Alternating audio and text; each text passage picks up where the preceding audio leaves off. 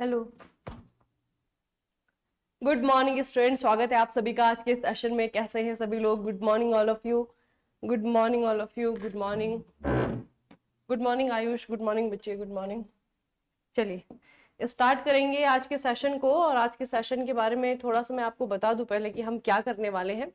तो बच्चे, हमने करंट अफेयर का जो रिवीजन है ये स्टार्ट करेंगे आज से, ठीक है। और करंट अफेयर की रिवीजन में हम पहले मंथ वाइज रिवीजन करेंगे। तो मंथ वाइज में पहले जो हमने 3 महीने करने हैं वो है आपका जनवरी से लेकर के मार्च तक। जनवरी, फरवरी, मार्च 2025, ठीक है। 2025 में जो भी आपकी इंपॉर्टेंट खबरें रही हैं इन 3 महीनों में वो हम कवर करेंगे, उनको जो है याद करने की कोशिश करेंगे। और जिन्होंने पढ़ा हुआ है ऑलरेडी आप लोग रिवीजन करिएगा, ठीक है। चलिए तो स्टार्ट करते हैं आज के सेशन को पहले क्वेश्चन के साथ। सबसे पहला क्वेश्चन ये है कि हाल ही में प्रधानमंत्री नरेंद्र मोदी को किस देश के द्वारा सर्वोच्च नागरिक सम्मान grand collar of the order of Makarios third से सम्मानित किया गया है? कौन से देश के द्वारा प्रधानमंत्री नरेंद्र मोदी को यह सम्मान दिया गया है? सम्मान का नाम बच्चे याद रखना, क्योंकि बहुत सारी कंट्रीज के द्वारा प्रधानमंत्री नरेंद्र मोदी को अपने देश का जो हाईएस्ट सिटीजन अवार्ड है वो दिया जाता है ना। तो यहाँ पे आपको देश का नाम याद रखना है। देश का नाम है साइप्रस, ठीक है। कंट्री का नाम क्या है बच्चे? साइप्रस है। साइप्रस के द्वारा प्रधानमंत्री नरेंद्र मोदी को grand collar of the order of Makarios third, ठीक है। तो पूरा नाम याद करने के बजाय हम सिर्फ इतना याद करेंगे, मकारियोस थर्ड साइप्रस, ठीक है। साइप्रस मकारियोस, साइप्रस मकारियोस, इस तरीके से जो हम याद करेंगे, ठीक है। कल की करंट की क्लास में बहुत शोर हो रहा था। हाँ वो बच्चे कल मुझे वैसे लेनी पड़ी, उसमें आवाज की क्लियरिटी नहीं होती है। डेली नहीं होगी वाली क्लासेस, ठीक है। चलिए तो इसके बारे में हमें और क्या याद रखना है। 16 जून 2025 को प्रधानमंत्री नरेंद्र मोदी को साइप्रस गणराज्य के सर्वोच्च नागरिक सम्मान grand collar of Makarios third से सम्मानित किया गया। यह सम्मान उन्हें साइप्रस के राष्ट्रपति निकोस क्रिस्टोडिलिस, ठीक है, इनके द्वारा जो है आपका दिया गया है।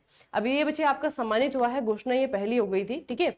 अब ये आपको याद रखना है कि साइप्रस है कहाँ पे। अगर आप साइप्रस को देखने जाएंगे ना तो साइप्रस आपको कहाँ पे मिलेगा? ये बच्चे आपका एशिया है। एशिया का जो है आपका Iraq, Saudi Arabia, Jordan, Syria, Lebanon वाला हिस्सा है, ठीक है। एशिया के बाद में आप लोगों को एक वाटर बॉडी देखने को मिलती है जिसे हम कहते हैं भूमध्य सागर, यानी कि मेडिटेरियन सी। तो भूमध्य सागर में ही आपका एक आइलैंड देश है, ठीक है। साइप्रस जो है आपका भूमध्य सागर का कह सकते हैं कि one of the biggest island country है। साइप्रस जो है इस देश का नाम है। और यहाँ के जो कैपिटल है उसे याद रखेंगे निकोसिया, ठीक है। क्या है? निकोसिया है। तो साइप्रस जो है आपका ये भूमध्य सागर का एक देश है और इनके द्वारा प्रधानमंत्री नरेंद्र मोदी को अपने देश का सर्वोच्च नागरिक सम्मान दिया गया है। अच्छा, हाल ही में जारी जलवायु परिवर्तन प्रदर्शन सूचकांक CCPI 2025 में भारत का क्या स्थान रहा है? जल्दी से बताइए बच्चे, ये बहुत important. Vinay Kumar, good morning बच्चे, गुड मॉर्निंग। बहुत इंपॉर्टेंट एक इंडेक्स निकलता है जो कि इन्वायरमेंट से रिलेटेड है, ठीक है। ये जो है आपका पर्यावरण से रिलेटेड है। इसका नाम है CCPI, जलवायु परिवर्तन प्रदर्शन सूचकांक, CCPI 2025, जलवायु परिवर्तन प्रदर्शन सूचकांक। याद रखना CCPI 2025। इसमें आपको याद रखना है कि इस बार यानी कि 2025 में भारत का नंबर रहा 10वां, ठीक है। याद रखना बच्चे, भारत का नंबर जो है आपका 10th रहा। उसके अलावा जो पहले 3 स्थान है वो खाली रहे। याद रखना, ये जो पहले 3 स्थान इस इंडेक्स के है ना, वो पिछले जब से रिलीज हुआ है तब से वो खाली है। कोई भी कंट्री वहां पे नहीं जा पा रहा है, ठीक है। स्टार्ट रैंक होती है आपकी चौथे नंबर से। तो चौथे नंबर पे जो है आपका डेनमार्क है और भारत के स्थान जो है आपका 10वां है। याद रखना बच्चे, CCPI 2025। अगला है स्वच्छता सर्वेक्षण 2024 में कौन सा शहर भारत का सबसे स्वच्छ शहर? 10 लाख से अधिक आबादी वाला ये कैटेगरी है, 10 लाख से अधिक आबादी वाला, ठीक है। तो 10 लाख से अधिक आबादी वाली कैटेगरी में कौन सा शहर है जो कि पहले नंबर पर रहा? बताओ। ये सर्वे है बच्चे, स्वच्छता सर्वेक्षण, स्वच्छता सर्वे। इसमें 10 लाख से अधिक कैटेगरी वाले में कौन से नगर को पुरस्कार दिया गया है? तो इसमें हम याद करेंगे अहमदाबाद, ठीक है। 10 लाख से ज्यादा वाले में कौन है आपका? अहमदाबाद है। याद रखना, ठीक है। याद रखना बच्चे, ये आपका स्वच्छता सर्वेक्षण 2025, ठीक है। कौन सा एडिशन है ये है आपका नवा एडिशन। किसके द्वारा जारी किया जाता है? आवास और शहरी कार्य मंत्रालय के द्वारा जारी किया जाता है। इस बार का थीम क्या रहा आपका? Triple R. याद रखना, इस बार की थीम जो है आपकी 3R रही, रिड्यूस, रियूज और रिसाइकिल। ठीक है, रिड्यूस, रियूज और रिसाइकिल इस बार की थीम रही। आवास और शहरी कार्य मंत्रालय के द्वारा ये सर्वे करवाया जाता है, स्वच्छता सर्वे करवाया जाता है 2025 में। ये इसका 9th एडिशन है। क्योंकि बच्चे ये मैं इतने डिटेल में आपको इसलिए बता रही हूँ ना, क्योंकि अभी जो क्वेश्चन आपके आएंगे उसमें ये एग्जैक्टली वन लाइनर वाला क्वेश्चन जो है बनने के चांसेस थोड़े कम है, खास करके रिपोर्ट से। जो इंडेक्स वाले क्वेश्चन हम लोग देखते हैं ना, ये भी पूछा जा सकता है कि कौन सा मंत्रालय से जारी करता है। ठीक है, 10 लाख से ज्यादा वाली कैटेगरी में कौन सा स्टेट है, बाकी की कैटेगरी भी हमें जाननी होंगी, क्योंकि वहां से भी जो है क्वेश्चन आपके बन सकते हैं। ठीक है, तो बाकी कैटेगरी देखिए बच्चे, आप यहाँ पे देखिए, सबसे पहले है आपका मोर देन 10 लाख, 10 लाख से ज्यादा वाली रैंक में अगर आप लोग देखेंगे ना, ये है आपका अहमदाबाद पहले नंबर पे, भोपाल दूसरे नंबर पे, लखनऊ तीसरे नंबर पे। ठीक है, फिर आपका बच्चे 3 लाख से 10 लाख की कैटेगरी में अगर हम देखेंगे तो यह आपका मीरा भयंदर, ठीक है, बिलासपुर और जमशेदपुर। ठीक है, फिर आपका बच्चे आपका है 50,000 और 3 लाख की कैटेगरी में, तो यह आपका देवास पहले नंबर पे। ठीक है, 20 और 50,000 की कैटेगरी में आपका पणजी पहले नंबर पे। आपका 20,000 से कम की कैटेगरी में आपका बिल्हा पहले नंबर पे। ठीक है, तो ये थोड़ा सा याद रखना, ये जो है आपके स्वच्छ शहर है, 5 पॉपुलेशन कैटेगरी में इस शहरों को डिवाइड किया गया है। ठीक है, और इनमें से जो है आपका अहमदाबाद जो 10 लाख से ज्यादा वाली कैटेगरी में पहले नंबर पे है। ठीक है, वो आपको याद रखना है, अहमदाबाद है, भोपाल और तीसरे नंबर पे लखनऊ है। अगला बच्चे, पेन पिंटर पुरस्कार 2025 के विजेता कौन है? पेन पिंटर पुरस्कार दिया जाता है साहित्य के क्षेत्र में, याद रखना। ठीक है, ये दिया जाता है बच्चे आपका साहित्य के क्षेत्र में। 2025 में किसे दिया गया है? 2025 में ये किसे दिया गया है? पेन पिंटर पुरस्कार, इनका नाम याद रखेंगे। ठीक है, नाम याद रखेंगे, नाम है लीला अबू लैला। ठीक है, लीला अबू लैला, पेन पिंटर पुरस्कार 2025। ठीक है, पेन पिंटर पुरस्कार 2025 स्कॉटिश सुडानिस राइटर है, लेखिका है लीला अबू लैला, और इनको 2025 के लिए पेन पिंटर पुरस्कार से सम्मानित किया गया है। जो इसका स्टैटिक क्वेश्चन बनेगा कि पेन पिंटर पुरस्कार कौन से क्षेत्र में दिया जाता है, तो साहित्य के क्षेत्र में दिया जाता है। उसके अलावा ये भी याद रखना, इससे पहले साल यानी कि 2024 में 2024 में किसे दिया गया? तो भारत की एक राइटर है जिनका नाम है अरुंधति रॉय। ठीक है, 2024 में उन्होंने पेन पिंटर पुरस्कार जीता है। ठीक है, उनका एक निबंध है, निबंध का नाम है आजादी, उसके लिए उन्होंने पेन पिंटर पुरस्कार जीता है। ठीक है, तो वो भी याद रखना आप कि 2024 में ये अरुंधति रॉय के द्वारा जीता गया, जो कि एक इंडियन राइटर है, और अभी 2025 में जो है आपका ये लीला अबू लैला के द्वारा जीता गया। अगला बच्चे, हाल ही में जुलाई 2025 में जारी हेनले पासपोर्ट इंडेक्स में भारत कौन से स्थान पर रहा है? अब ये क्वेश्चन जो है मैंने जानबूझ करके रिसेंट लिया है, क्योंकि बच्चे हेनले पासपोर्ट इंडेक्स अगर आप लोग देखेंगे ना, तो ये जो है आपका महीने महीने बदलती रहती है। ठीक है, लेकिन अभी एग्जाम के लिए जो हम जुलाई तक का ही जो एडिशन है, क्योंकि उसके बाद में अभी नहीं हुआ है ये अपडेट। ठीक है, तो वहां तक का आपको याद रखना है। बताइए बच्चे, वहां तक का आपको याद रखना है Henley passport index.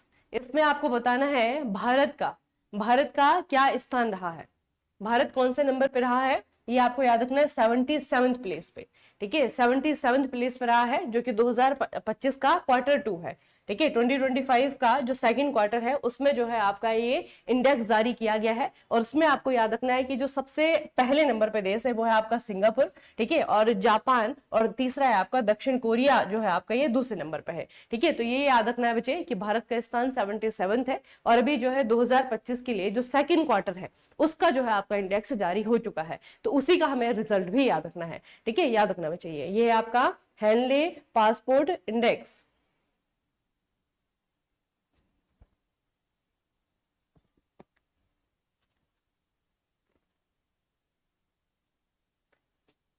Pradeep Singh,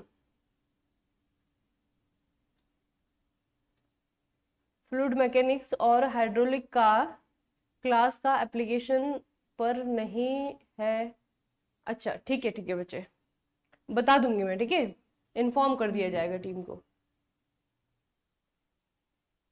Bhopal वाला भी आएगा बच्चे, अभी भोपाल नहीं, इंदौर है वो, इंदौर वो भी आएगा। वो बेसिकली नगर पालिका है, नगर निगम नगर पालिकाएं है ना।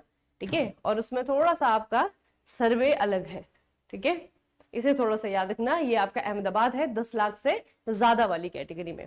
हेनले पासपोर्ट इंडेक्स 2025 क्वार्टर 2 में आपको याद रखना है, क्योंकि बच्चे जुलाई तक का है, ठीक है, सबसे नया जो है अपडेशन यही है, तो इसमें आपको याद रखना है भारत को 77वें स्थान पर रखा गया है। अच्छा, 17वें ब्रिक्स शिखर सम्मेलन का आयोजन किस देश में किया गया है, बताइए जल्दी से। 17th ब्रिक्स समिट, 17th का मतलब क्या है बच्चे, इस साल का 2025 का, 2025 का जो समिट होगा, जो समिट हुआ है आपका ब्रिक्स का, वो कहां पर हुआ है, याद रखना। शहर का नाम पूछा जाएगा तो रियो डी जेनेरो, और अगर देश का नाम पूछा जाएगा तो ब्राजील, ठीक है, रियो डी जेनेरो ब्राजील में जो है इस बार हुआ है, याद रखना, ठीक है। और ये आपका 6 से लेकर के 7 जुलाई 2025 में हुआ है, ठीक है, ये आपका बच्चे रियो डी जेनेरो है।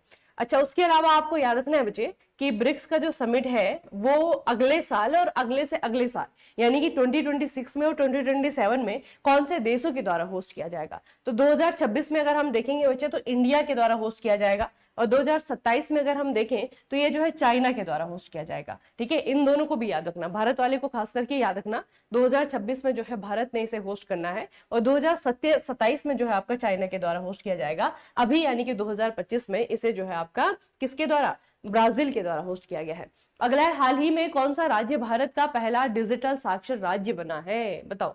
पहला डिजिटल साक्षर राज्य कौन सा बना है, महाराष्ट्र है, केरला है, गोवा है, तमिलनाडु है, कौन सा स्टेट है जो पहला डिजिटल लिटरेट स्टेट बना है इंडिया का, पहला डिजिटली लिटरेट स्टेट बना है इंडिया का, बताइए कौन सा स्टेट है, जल्दी से बच्चे, कौन सा स्टेट है।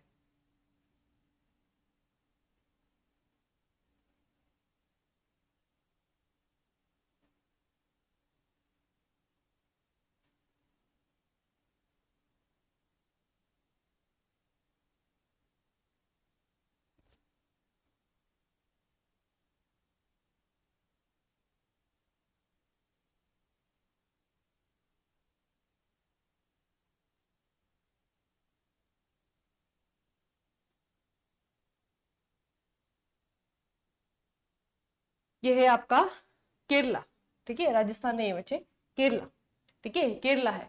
केरला जो है रिसेंटली इन्होंने एक उपलब्धि हासिल किया है, और उपलब्धि यह है कि ये भारत का पहला पूर्णतः डिजिटल साक्षर राज्य घोषित किया गया है। उसके अलावा ये भी याद रखना कि केरला सरकार ने ये जो अचीवमेंट गेन की है, ये एक योजना के तहत की गई है, तो उस योजना का नाम याद रखेंगे डिजी केरलम परियोजना, ठीक है। यहाँ की राज्य सरकार के द्वारा डिजी केरलम परियोजना चलाई गई थी, जिसके तहत जो है पूरे केरला को डिजिटलाइज किया गया, पूरी तरीके से डिजिटल लिटरेसी जो है आपका यहाँ पे प्रमोट किया गया। अगला बच्चे, डूरन कप 2025 की विजेता टीम कौन सी है, डूरन कप, डूरन कप यानी कि फुटबॉल, डूरन कप यानी कि फुटबॉल, याद रखेंगे ये है आपका नॉर्थ ईस्ट यूनाइटेड FC, ठीक है, north east United FC Durand cup, ठीक है, इनके द्वारा जीता गया है ये north east United football club. अगला है बच्चे, सिलीनेक्स नौसैनिक अभ्यास भारत और किस देश के मध्य आयोजित किया जाता है, सिलीनेक्स, सिलीनेक्स कौन कौन सी कंट्री के बीच में होता है, सिलीनेक्स होता है आपका, बहुत आसान है याद करना ये बच्चे, आपका IN का मतलब इंडिया है और SL का मतलब है श्रीलंका, तो श्रीलंका और इंडिया के बीच में होने वाली एक्सरसाइज इसे कहते हैं आपका सिलीनेक्स, ठीक है, तो श्रीलंका और भारत के बीच में होती है। अब इसके बारे में डिटेल में क्या याद रखेंगे, कहाँ पे हुआ है, ठीक है, ये थोड़ा सा याद रखना, ये जो है आपका भारत और श्रीलंका के बीच में होने वाला युद्धाभ्यास है। 2025 की अगर हम बात करें तो 12वां संस्करण इसका आयोजित किया गया, और कहाँ पे किया गया, श्रीलंका के कोलंबो में, ठीक है, श्रीलंका के कोलंबो में। अगला है बच्चे, हाल ही में मोल्दोवा अंतरराष्ट्रीय और सौर गठबंधन, अंतरराष्ट्रीय सौर गठबंधन यानी कि इंटरनेशनल सोलर अलायंस, इसके किस क्रम का सदस्य बना है, यह है आपका मोल्दोवा, बताइए Moldova, Moldova,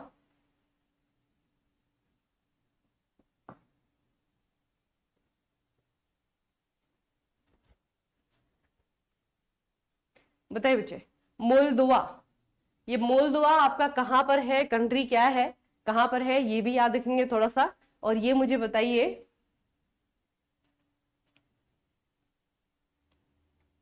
international solar alliance, बहुत इंपॉर्टेंट है बच्चे, ठीक है, याद रखना 107वां नंबर का जो है आपका ये मेंबर बना है ISA का, ठीक है। इंटरनेशनल सोलर अलायंस जो है बहुत इंपॉर्टेंट है इंडिया के लिए, क्योंकि जब ये स्टार्ट किया गया था ना, तो ये भारत और ब्राजील दोनों देशों के द्वारा स्टार्ट किया गया है। ठीक है, तो इसे थोड़ा सा याद रखना कि अंतरराष्ट्रीय सौर गठबंधन के 107वें सदस्य के रूप में मोल्दोवा ने यहाँ पे एक सदस्यता ग्रहण की है, और इसकी स्थापना 23 नवंबर 2015 को हुई है। हेडक्वार्टर की अगर हम बात करें तो इंडिया में है। इंडिया कहाँ पे? गुरुग्राम हरियाणा में। ठीक है, गुरुग्राम हरियाणा में इसका हेडक्वार्टर है, तो ये भी आपको याद रखना बच्चे। उसके अलावा ये थोड़ा याद रखना कि मोल्दोवा है कहाँ पे। अगर आप इसका जियोग्राफिकल लोकेशन देखते हैं तो बच्चे आपको ये कहाँ पे मिलेगा, ये देखिए बच्चे, ये यूक्रेन है। ठीक है, यूक्रेन के सामने जो है आपका रोमानिया है, और इन दोनों देशों के बीच में जो है आपको कंट्री मिलेगा, यूरोपियन कंट्री है मोल्दोवा। ठीक है, तो मोल्दोवा जो है आईएसए का, इंटरनेशनल सोलर अलायंस का 107th मेंबर बन गया है। ठीक है, याद रखना यूरोपियन कंट्री है। अगला है बच्चे, मिसेज वर्ल्ड 2025 की विजेता कौन बनी है? मिसेज वर्ल्ड 2025 पहली बार कोई अश्वेत महिला इस कंपटीशन में जीती है बच्चे। पहली बार कोई अश्वेत महिला इस कंपटीशन में जीती हैं, तो इनका नाम आपको याद रखना है। इनका नाम है सेगो गेलई। ठीक है, इनका नाम याद रखेंगे, सेगो गेलई इनका नाम है। ठीक है, सेगो गेलई इनका नाम है। और उसके अलावा ये भी पूछा जा सकता है कि कहाँ पे है, तो दक्षिण अफ्रीका की सेगो गेलई है। इनको जो है आपका ताज पहनाया गया, और ये खिताब जीतने वाली वो दुनिया की पहली अश्वेत महिला बनी है। ठीक है, तो ये है बच्चे आपके 40th मिसेज वर्ल्ड। ठीक है, नाम इनका याद रखना, दक्षिण अफ्रीका की है, नाम है सेगो गेलई। ठीक है, सेगो गेलई पहली अश्वेत महिला जिन्होंने ये ब्यूटी पेजेंट अपने नाम किया है। अगला बच्चे, हाल ही में किस भारतीय जीव विज्ञानी को टाइम पत्रिका के द्वारा 2025 के लिए वुमन ऑफ द ईयर चुना गया है? Very important.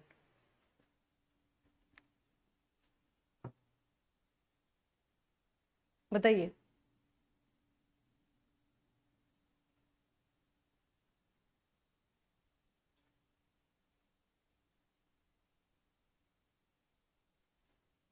हाल ही में किस भारतीय जीव विज्ञानी को टाइम पत्रिका के द्वारा 2025 के लिए वुमन ऑफ द ईयर चुना गया है? Woman of the year, woman of the year ये है बच्चे आपकी पूर्णिमा देवी बर्मन। ठीक है, नाम याद रखना। 2025 के लिए टाइम मैगजीन ने इन्हें पूर्णिमा देवी बर्मन को चुना है। उसके बाद जो है आपको पूछा जाएगा कि ये है कौन, इनका प्रोफेशन क्या है ना, किस क्षेत्र में जो है इनके अचीवमेंट को देखते हुए इनको यहाँ पे चुना गया है। तो असम की वन्यजीव जीव विज्ञानी, ठीक है, याद रखना, असम की वन्यजीव जीव विज्ञानी है पूर्णिमा देवी बर्मन। इनको टाइम मैगजीन के द्वारा वुमन ऑफ द ईयर 2025 की सूची में शामिल किया गया है।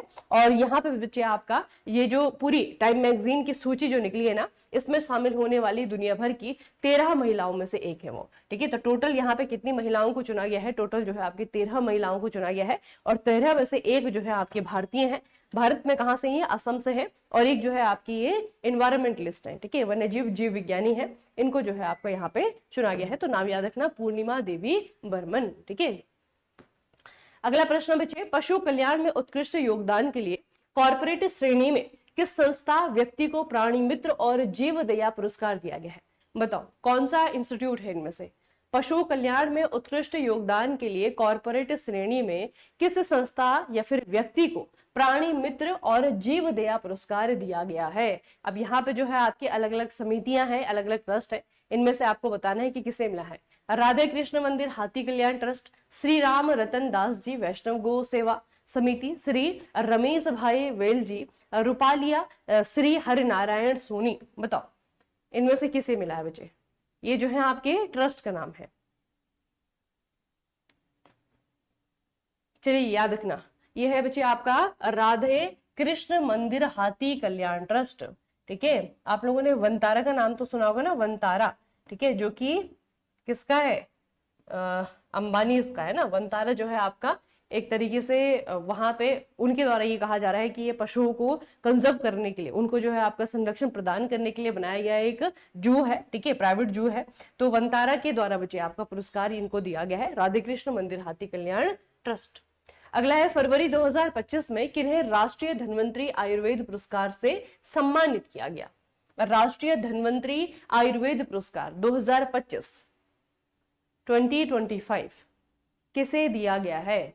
यहाँ पे आपके 3 पर्सनैलिटी हैं, ताराचंद शर्मा है, समीर गोविंद जमदग्नि है, और माया राम उनियाल है। 3 है बच्चे, ताराचंद शर्मा, समीर गोविंद जमदग्नि और माया राम उनियाल, इन तीनों में से किसे धन्वंतरी आयुर्वेद पुरस्कार से सम्मानित किया गया है? तो इसका आंसर है बच्चे सारे के सारे इन तीनों को दिया गया है। ठीक है, इन तीनों को जो है आपका पुरस्कार दिया गया है। अब इसके बारे में थोड़ा सा और चीजें मैं आपको ज्यादा कहूंगी, याद रखना। एक तो बच्चे ये पूछा जाएगा कि कौन से मिनिस्ट्री के द्वारा दिया जाता है, तो ये जो है आपका आयुष मंत्रालय के द्वारा दिया जाता है। राष्ट्रीय धन्वंतरी आयुर्वेद पुरस्कार जो है आपका आयुष मंत्रालय के द्वारा दिया जाता है। इस बार जो है आपकी 3 पर्सनैलिटी हैं जो कि पुरस्कार को जीती हैं। ठीक है, और ये जो है आपका राष्ट्रपति द्रौपदी मुर्मू जी के द्वारा दिया जाता है। ठीक है, चिकित्सा क्षेत्र में आपका पुरस्कार दिया जाता है, याद रखना, पारंपरिक भारतीय चिकित्सा में। ठीक है, पारंपरिक भारतीय चिकित्सा में पुरस्कार दिया जाता है। और इस बार जो है आपके 3 पर्सनैलिटी हैं। सबसे पहले जो है आपके ताराचंद शर्मा है, जो कि नाड़ी वेद है और लेखक है। उसके बाद में बच्चे आपके वेद मायाराम उनियाल है, और फिर आपके वेद समीर गोविंद जमदग्नि है। ठीक है, तो इन 3 पर्सनैलिटी को ये पुरस्कार दिया गया है 2025 में। हाल ही में किस राज्य की वन परियोजना को स्कॉच अवार्ड से सम्मानित किया गया है? स्कॉच अवार्ड छत्तीसगढ़ है, मध्य प्रदेश है, नागालैंड है, या फिर आपका मणिपुर है? स्कॉच अवार्ड कौन से राज्य की वन परियोजना, और वन परियोजना भी आपको याद रखनी है। ठीक है, गुड मॉर्निंग बच्चे, गुड मॉर्निंग। वन परियोजना कौन से राज्य की है जिसको कि स्कॉच अवार्ड मिला है? ये है बच्चे आपका नागालैंड। याद रखना है आपको, नागालैंड है जिसे कि स्कॉच अवार्ड दिया गया है। उसके अलावा बच्चे नागालैंड जो वन प्रबंधन परियोजना है NFMP, ठीक है, इसको जो है आपके स्कॉच शिखर सम्मेलन में इस पुरस्कार से सम्मानित किया गया है। तो नागालैंड का जो वन विभाग है उनके द्वारा जो वन प्रबंधन परियोजना चलाई गई, ठीक है, उसको जो है आपका स्कॉच पुरस्कार से सम्मानित किया गया। अगला है, हाल ही में किसे 67th ग्रेमी अवार्ड में best new age ambient album श्रेणी में ग्रेमी अवार्ड दिया गया है? ये कैटेगरी है। ठीक है, ये बच्चे आपकी कैटेगरी है। इस कैटेगरी में किसके द्वारा ये पुरस्कार जीता गया है? कैटेगरी है आपका best new age ambient album category. बताओ, ऑब्वियस सी बात है कि भारत की है, इसीलिए जो है आपको पूछा गया है ना? भारत की है बच्चे, इसीलिए आपको पूछा गया है। चंद्रिका टंडन, चंद्रिका टंडन इनका नाम है, नाम याद रखेंगे। ठीक है, इन्होंने जो है आपका पुरस्कार जीता है। और उसके अलावा इनके जो एल्बम है उसको भी याद रखेंगे। इनके एल्बम बच्चे त्रिवेणी। ठीक है, एल्बम का नाम है त्रिवेणी। तो इस एल्बम ने कौन सी कैटेगरी में अवार्ड जीता है? Best new age album ambient and chant albums के कैटेगरी में। ठीक है, तो इनका जो है आपका ये पहला ग्रेमी पुरस्कार है। नाम आपको याद रखना है, चंद्रिका टंडन नाम है इनका। ये जो है आपकी भारतीय मूल की अमेरिकी म्यूजिशियन है, और त्रिवेणी के लिए जो है इन्होंने पुरस्कार जीता है। अगला है, हाल ही में किसे भारतीय प्रतिभूति और विनिमय बोर्ड यानी कि सेबी, इसका नया चेयरपर्सन नियुक्त किया गया है? सेबी, सेबी के वर्तमान प्रेसिडेंट कौन है बच्चे इनमें से? सेबी, चंद्रिका टंडन, वेरी गुड बच्चे। ये बताइए सेबी के वर्तमान चेयरपर्सन कौन है?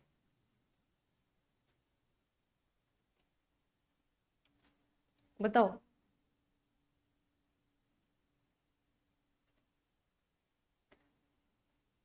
Bihari Babu, option number D, very good बच्चे। इनका नाम है तुहीन कांत पांडे। ठीक है, तुहीन कांत पांडे को सेबी का हेड चुना गया है। उसके अलावा सेबी के बारे में ये जो स्टैटिक पोर्शन है वो हमेशा याद रखना कि इसे 12 अप्रैल 1988 में बनाया गया था। इसका हेडक्वार्टर मुंबई महाराष्ट्र में है। ठीक है, भारत सरकार के द्वारा इसे बनाया गया है। और अभी जो इसके हेड है उनका नाम है तुहीन कांता पांडे। ठीक है, याद रखना, तुहीन कांता पांडे। अच्छा, हाल ही में कौन सा शहर है जो लगातार 7वीं बार भारत का सबसे स्वच्छ शहर बना है? ये बच्चे आपका बताओ, कौन सा शहर है जो कि भारत का सबसे स्वच्छ शहर बना है?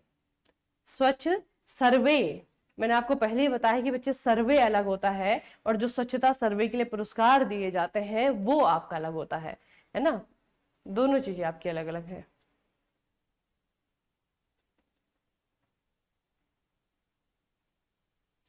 कौन सा है?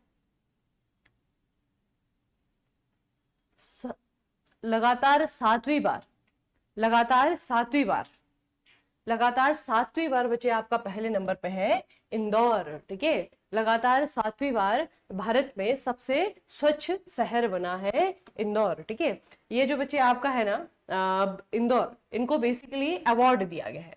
ठीक है, ये जो है बच्चे इनको एक तो टैग तो मिलता ही इंदौर को हमेशा, ठीक है। दूसरा बच्चे इनको जो है आपका पुरस्कृत भी किया जाता है, ठीक है। तो स्वच्छता सर्वेक्षण जो पुरस्कार है उसमें आपका पहले नंबर पे है इंदौर, लगातार 7वीं बार। अगला है केंद्रीय बजट 2025-26 में शुरू किए गए ज्ञान भारतम मिशन, इसका संबंध किससे है? अभी 2025-26 का जो बजट आया है वहां पे आपको बताना है, एक स्कीम जो है आपकी शुरू की गई है ज्ञान भारतम मिशन नाम से। तो इसके अंदर क्या है बच्चे, प्रधानमंत्री नरेंद्र मोदी ने बहुत फोकस किया है इस पे।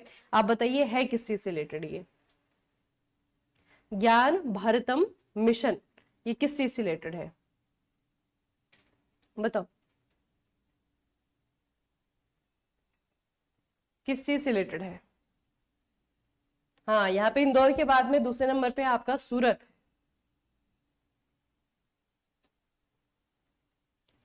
इंदौर लगातार 7वीं बार पहले नंबर पे, इसलिए मैंने आपको कहा था कि इंदौर तो अब शायद एग्जाम में ना पूछा जाए, क्योंकि लगातार वही आपका पहले नंबर पे है ना। सेकंड वाला याद रखना सूरत।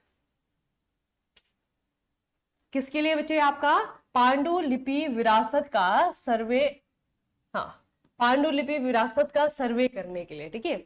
बेसिकली जितनी भी हमारी मनुस्क्रिप्ट्स हैं, जितनी भी हमारी पांडुलिपियां हैं, उनको संरक्षण करने के लिए, ठीक है। अब उनको संरक्षण तभी किया जाएगा जब उनको पहले जमा किया जाएगा।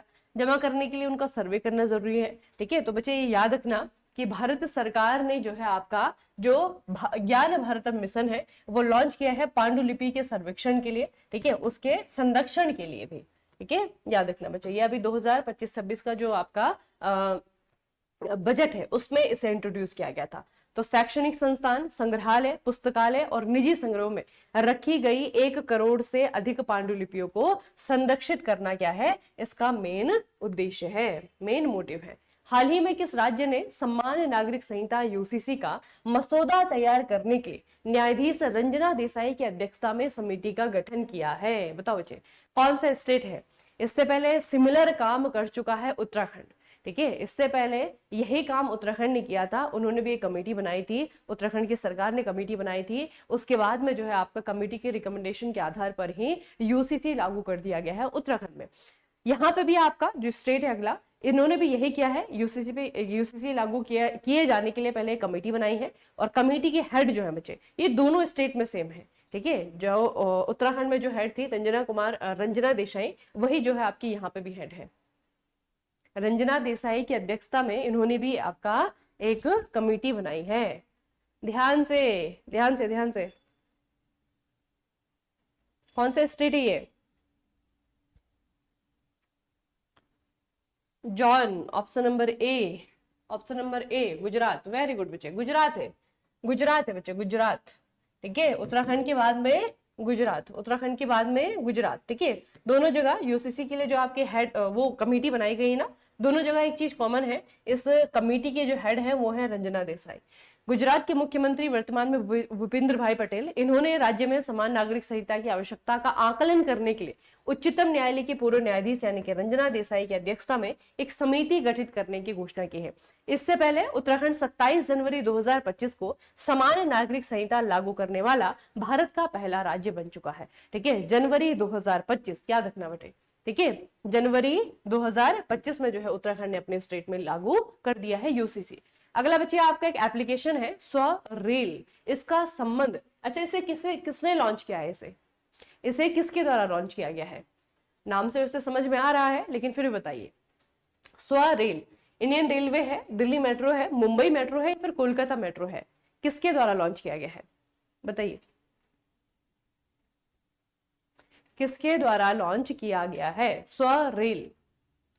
ये आपका इंडियन रेलवे, ठीक है, भारतीय रेलवे ने स्वरेल नाम का एप्लीकेशन लॉन्च किया है, याद रखना बच्चे इसे, ठीक है।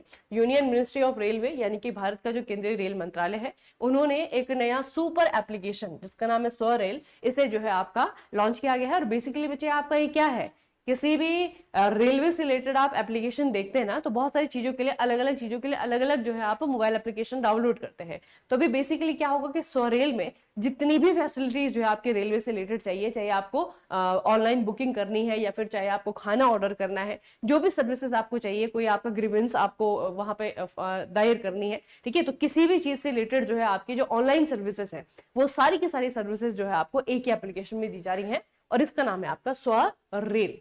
ठीक है, अगला आपका, हाल ही में किस भारतीय फिल्म निर्माता को पद्म पाणि लाइफ टाइम अचीवमेंट पुरस्कार से सम्मानित किया गया है?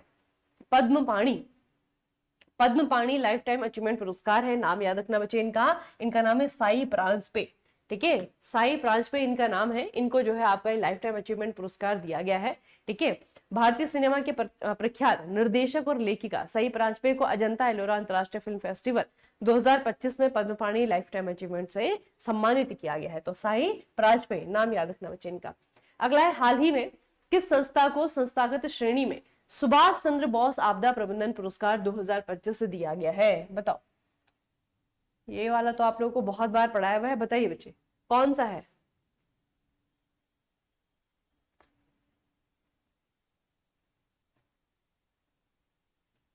कौन सा है बच्चे? ये एप्लीकेशन डाउनलोड नहीं हो रहा है, ये आपको मिस्टर अश्विनी वैष्णव को बताना पड़ेगा बच्चे फिर।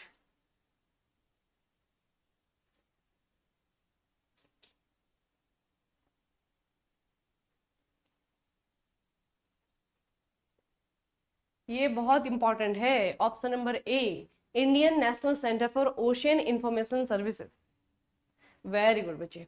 भारतीय राष्ट्रीय महासागर सूचना सेवा केंद्र 2025 का जो पुरस्कार है किसके लिए? आपदा प्रबंधन में संस्थागत श्रेणी में। ठीक है, अब इसके बारे में थोड़ी सी 2-3 चीजें और याद रखिएगा बच्चे। पहले तो सुभाष चंद्र बोस पुरस्कार जो है आपका डिजास्टर मैनेजमेंट के लिए दिया जाता है, आपदा प्रबंधन के लिए दिया जाता है। ठीक है, उसके अलावा जो है अगर हम बात करें इंस्टीट्यूट की, तो भारतीय राष्ट्रीय महासागर सूचना सेवा केंद्र, इनके द्वारा जो है आपका ये पुरस्कार जीता गया है। इस पुरस्कार की घोषणा भारत सरकार के द्वारा हर साल 23 जनवरी को नेताजी सुभाष चंद्र बोस की जयंती के अवसर पर मनाए जाने वाले पराक्रम दिवस को की जाती है। और 2025 पराक्रम दिवस का विषय जो है आपका नेताजी साहस, दृढ़ संकल्प और देशभक्ति रहा था। ठीक है, तो इसमें 2-3 चीजें आपको याद रखनी है जो कि आपस में रिलेटेड है। एक तो 23 जनवरी बच्चे, ये क्या है? ये जो है आपका जन्म तिथि है किसकी? नेताजी सुभाष चंद्र बोस की। तो इनका बर्थडे, इनका जो जन्म दिवस है, इसे मनाते हैं भारत में पराक्रम दिवस के रूप में। और उसी दिन जो है आपका भारत सरकार क्या करती है? एक अवार्ड की अनाउंसमेंट करती है, और वो अवार्ड दिया जाता है आपका आपदा प्रबंधन के लिए। ठीक है, तो याद रखना है इस बार कि भारतीय राष्ट्रीय महासागर सूचना सेवा केंद्र, इन्होंने पुरस्कार जीता है। पिछले साल यानी कि 2024 में किसने जीता था बच्चे? ये जीता था आपका पैरासूट फील्ड हॉस्पिटल, जो कि आपका यूपी में है ना, इन्होंने जीता था। लेकिन 2025 के लिए याद रखना ये आपका भारतीय राष्ट्रीय महासागर सूचना सेवा केंद्र के द्वारा जीता गया है। अच्छा, किस भारतीय लघु फिल्म को ऑस्कर अवार्ड 2025 के लिए सर्वश्रेष्ठ लाइव एक्शन लघु फिल्म श्रेणी के लिए नॉमिनेट किया गया है? नॉमिनेशन मिला है बच्चे इसे, ऑस्कर का नॉमिनेशन। कौन सी शॉर्ट फिल्म है? ऑस्कर का नॉमिनेशन कौन सी शॉर्ट फिल्म है?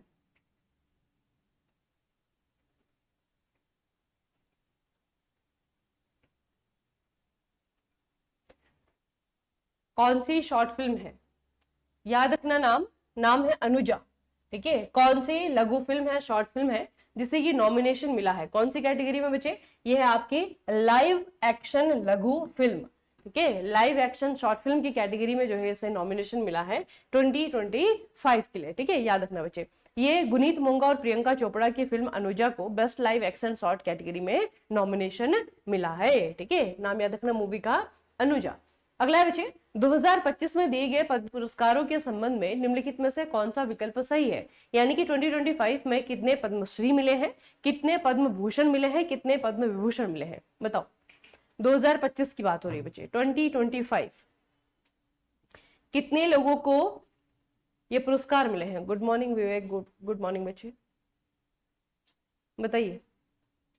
2025 में जो हमारे नेशनल अवार्ड दिए जाते हैं सिटीजन्स को, कौन सा वाला सही है? Option number B, Bihari Babu. Option number B बिल्कुल सही बताया बच्चे आपने। 7 पद्म विभूषण मिले हैं, 19 पद्म भूषण मिले हैं और 113 पद्मश्री मिले हैं।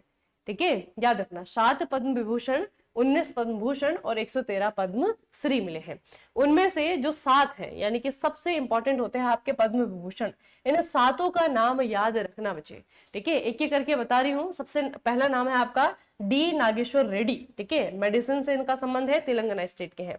फिर आपका जगदीश सिंह खेहर, सार्वजनिक मामले और चंडीगढ़ से इनका संबंध है। कुमुदनी रजनीकांत लखिया, कला आर्ट, गुजरात से इनका संबंध है। लक्ष्मी नारायण सुब्रमण्यम, आर्ट, कर्नाटक से इनका संबंध है। एमटी वासुदेव नायर, मरणोपरांत दिया गया है साहित्य और शिक्षा के क्षेत्र में, केरला से इनका संबंध है। ओसामी सुजुकी, मरणोपरांत दिया गया है, व्यापार और उद्योग से संबंध है। भारत और जापान के जो रिलेशंस है उनको अच्छा करने के लिए उनको दिया गया है। सबसे इंपॉर्टेंट पर्सनैलिटी है शारदा सिन्हा, मरणोपरांत दिया गया है, बिहार कोकिला भी इनको कहा जाता था, अभी इनका देहांत हुआ है, ठीक है। आर्ट के फील्ड में इनको जो है आपका, ये बिहार से इनका संबंध है, इनको दिया गया है पद्म विभूषण पुरस्कार, ठीक है। तो 7 लोग हैं बच्चे, 7 लोग हैं।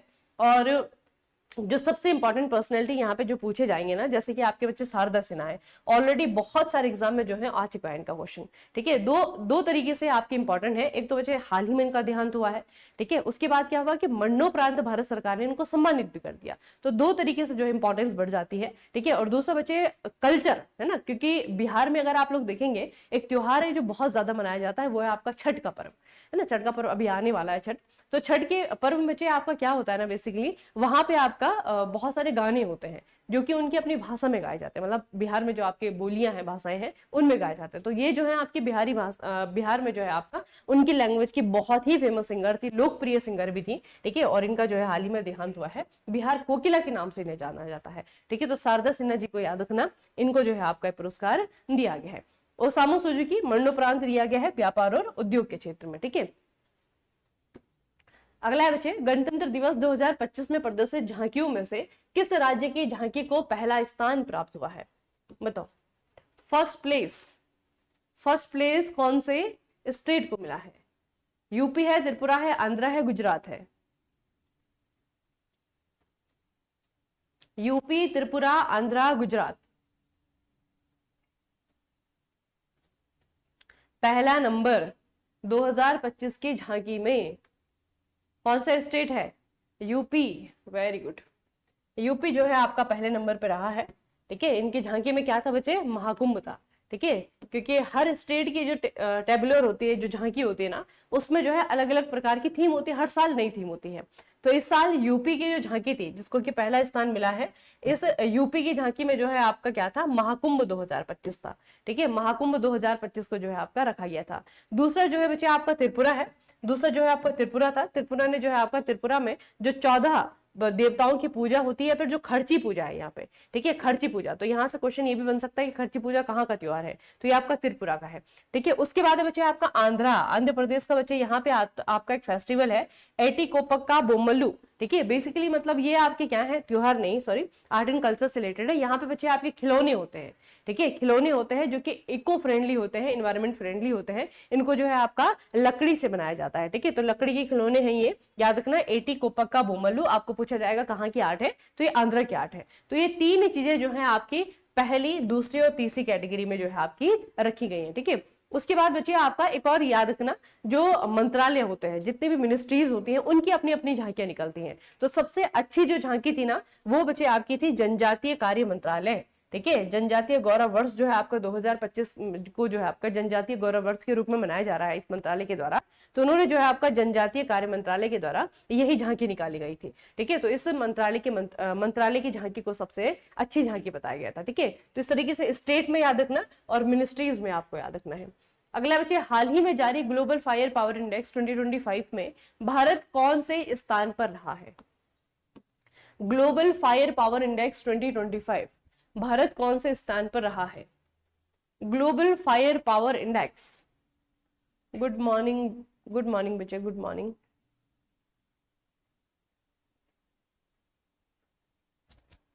यूपी की झांकी भी याद रखना, ठीक है। यूपी की झांकी याद रखना कि झांकी में था क्या, इसमें था 2025 का महाकुंभ।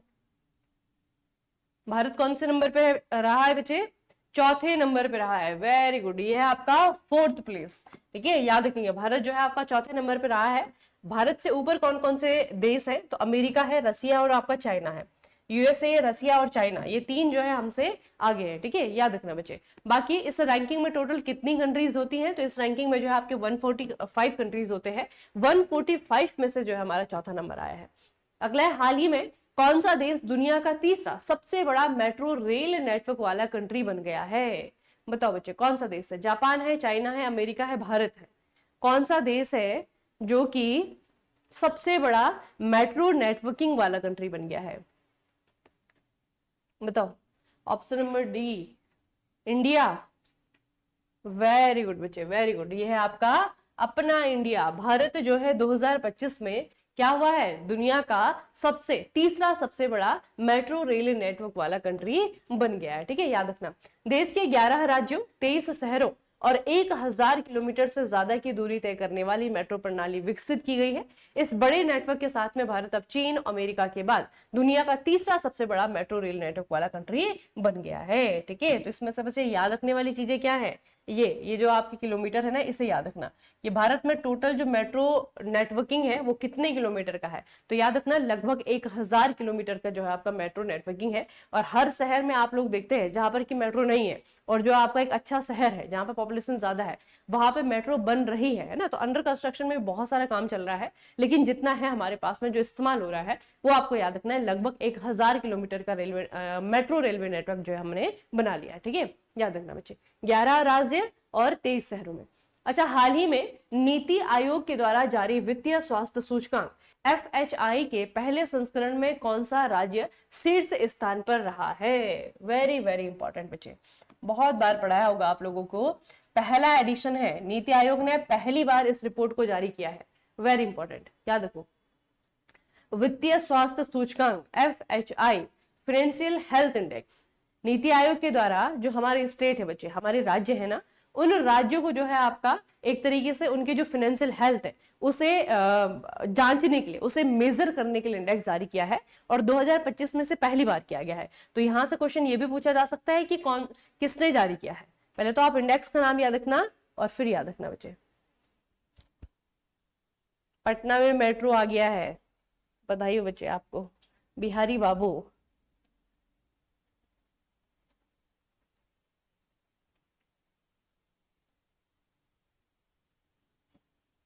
बताओ, उड़ीसा है, छत्तीसगढ़ है, गोवा है, महाराष्ट्र है? FHI, ये वाला क्वेश्चन गलत मत करके आना बच्चे, बहुत इंपॉर्टेंट है, बहुत बार पढ़ा है आप लोगों को। Option number D, Maharashtra. Vivek Kumar, Odisha. Very good बच्चे, उड़ीसा है, उड़ीसा। उड़ीसा है बच्चे पहले नंबर पे, उड़ीसा। ठीक है, याद रखो।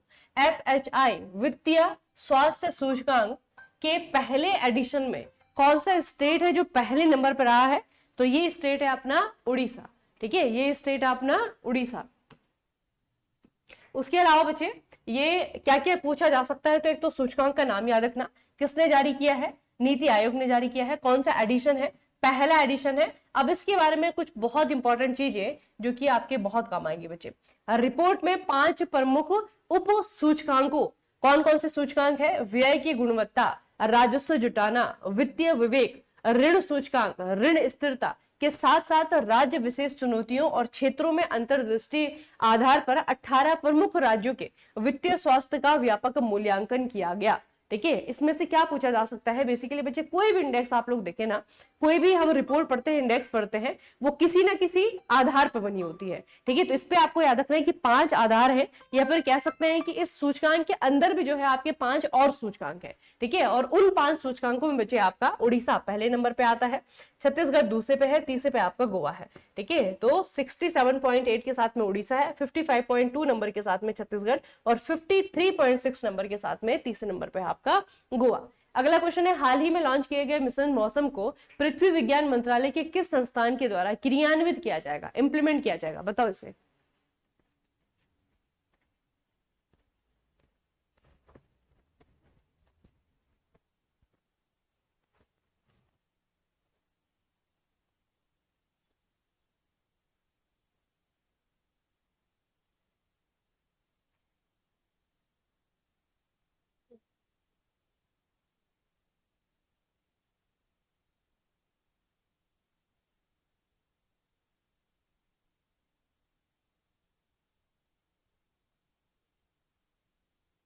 बताइए बच्चे।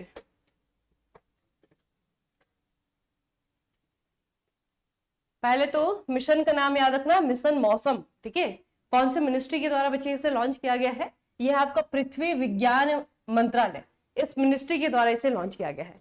फिर आपको पूछा गया है कि कौन सा वाला डिपार्टमेंट है या निम्नलिखित में से कौन सा ऐसा विभाग है जो कि इसे इंप्लीमेंट करेगा। कौन सा डिपार्टमेंट है बच्चे? ये सारे के सारे हैं, ठीक है, ये सारे के सारे डिपार्टमेंट है। भारत का मौसम विज्ञान विभाग है, भारत उष्ण कटिबंधीय मौसम विज्ञान संस्थान है, राष्ट्रीय मध्यम अवधि मौसम पूर्वानुमान केंद्र है। तो बेसिकली इसमें आपके तीनों इंस्टीट्यूट इन्वॉल्व हैं जो कि इसे इंप्लीमेंट करने वाले हैं, ठीक है, याद रखना बच्चे। उसके अलावा इसके मिशन जो बच्चे अभी लॉन्च किया गया ना, ये आपका सिर्फ 2 साल के लिए अभी क्या है, इनिशियली जो है आपका ये 2 साल के लिए किया गया है। 2000 करोड़ रुपए का बजट जो है आपका इसे दिया गया है। प्रधानमंत्री नरेंद्र मोदी ने भारतीय मौसम विभाग के 150वें स्थापना दिवस के अवसर पर मिशन मौसम की शुरुआत की है। मिशन मौसम आईएमडी की भविष्यवाणी, मॉडलिंग और सूचना प्रसार की क्षमताओं को एडवांस बनाने के लिए शुरू किया गया है और एक महत्वाकांक्षी कार्यक्रम है। तो जो बच्चे आपका इंडियन मेट्रोलॉजिकल डिपार्टमेंट है, ठीक है, हमारा जो इंडियन मेट्रोलॉजिकल डिपार्टमेंट है आईएमडी, इसके जो काम करने के तरीके हैं, यहाँ पर जिस टेक्नोलॉजी पे अभी ये काम कर रहा है, बेसिकली उसे जो है आपका अपग्रेड करना है, ठीक है। तो उसे अपग्रेड करने के लिए जो है आपके ये मिशन मौसम जो है आपका लॉन्च किया गया है, अभी 2 साल के लिए किया है। हाल ही में राष्ट्रीय हल्दी बोर्ड एनटीबी, इसके मुख्यालय की स्थापना कहां पर की गई है? National turmeric board. 2 बोर्ड बच्चे इस साल हमने पढ़े हैं, एक तो आपका मखाना बोर्ड है जो कि बिहार में स्थापित किया जाएगा, एक आपका हल्दी बोर्ड है। तो नेशनल टर्मरिक बोर्ड बताइए इसका हेडक्वार्टर कहां पर स्थापित किया गया है? कहां पर स्थापित किया गया है हेडक्वार्टर?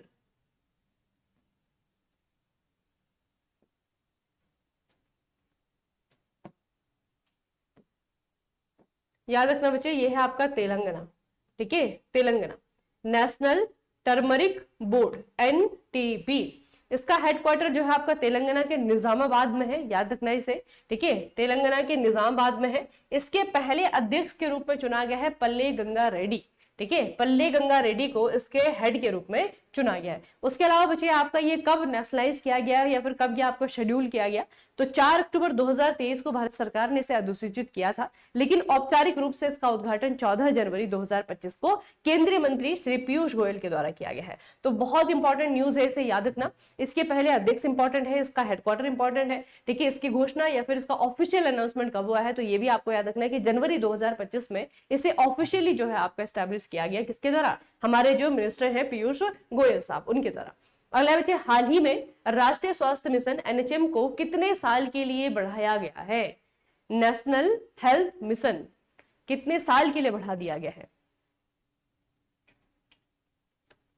आप लोग छठ पूजा मनाते हैं? नहीं बच्चे, छठ पूजा नहीं मनाते हम।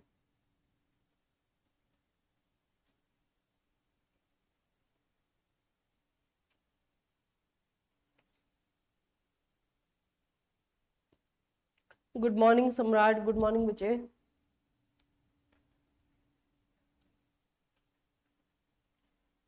What happened to your right hand? कुछ नहीं है, बस थोड़ी सी मसल्स टियर हो गई है, ठीक हो जाएगा वो 2-3 दिन में।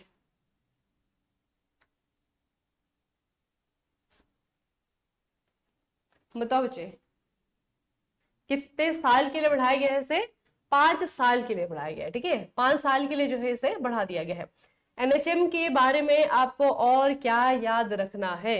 भारतीय प्रधानमंत्री नरेंद्र मोदी की अध्यक्षता में आर्थिक मामलों की कैबिनेट समिति CCEA ने राष्ट्रीय स्वास्थ्य मिशन को 5 सालों के लिए बढ़ाने की मंजूरी दे दी है, इसे याद रखना बच्चे। नेशनल हेल्थ मिशन ये जो है आपका भारत में चलाया जा रहा है, ठीक है, इनिशियल जो है आपका 2000 में स्टार्ट हुआ है और अभी तक जो है आपका ये अलग अलग टाइम पीरियड पे इसे मतलब इसी तरीके से जो है आपका फॉरवर्ड किया जाता रहा है, इसी तरीके से आपका एक्सटेंड होता है। तो अभी की सरकार ने इसे फिर से जो है 5 सालों के लिए बढ़ा दिया है, इसे आपको याद रखना है, ठीक है, 5 सालों के लिए बढ़ा दिया गया है।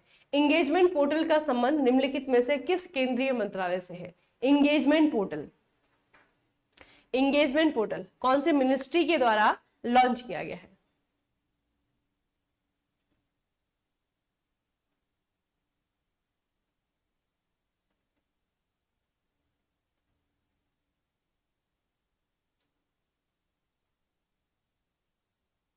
बताओ बच्चे, कौन सा मिनिस्ट्री है ये है आपका ministry of information and broadcasting, ठीक है, ये है आपका सूचना एवं प्रसारण मंत्रालय, इनके द्वारा एंगेजमेंट पोर्टल जो है आपका लॉन्च किया गया है। ठीक है, इन्होंने ये पोर्टल लॉन्च किया है और इसमें आपको एक तो मिनिस्ट्री का नाम याद रखना है जो कि पूछा गया है। ठीक है, दूसरा बच्चे एंगेजमेंट पोर्टल आपको पूछा जाएगा कि इसके लिए इसके अंदर है क्या।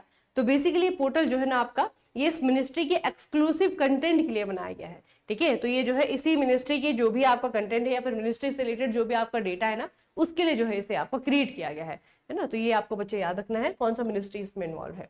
अगला है खो खो वर्ल्ड कप 2025 की विजेता किस देश की टीम बनी है। क्वेश्चन है आपका which countries team won the kho kho world cup 2025। बताओ, खो खो वर्ल्ड कप बचे, खो खो वर्ल्ड कप पे इस बार जो है आपका हिस्ट्री क्रिएट किया हमारे खिलाड़ियों ने।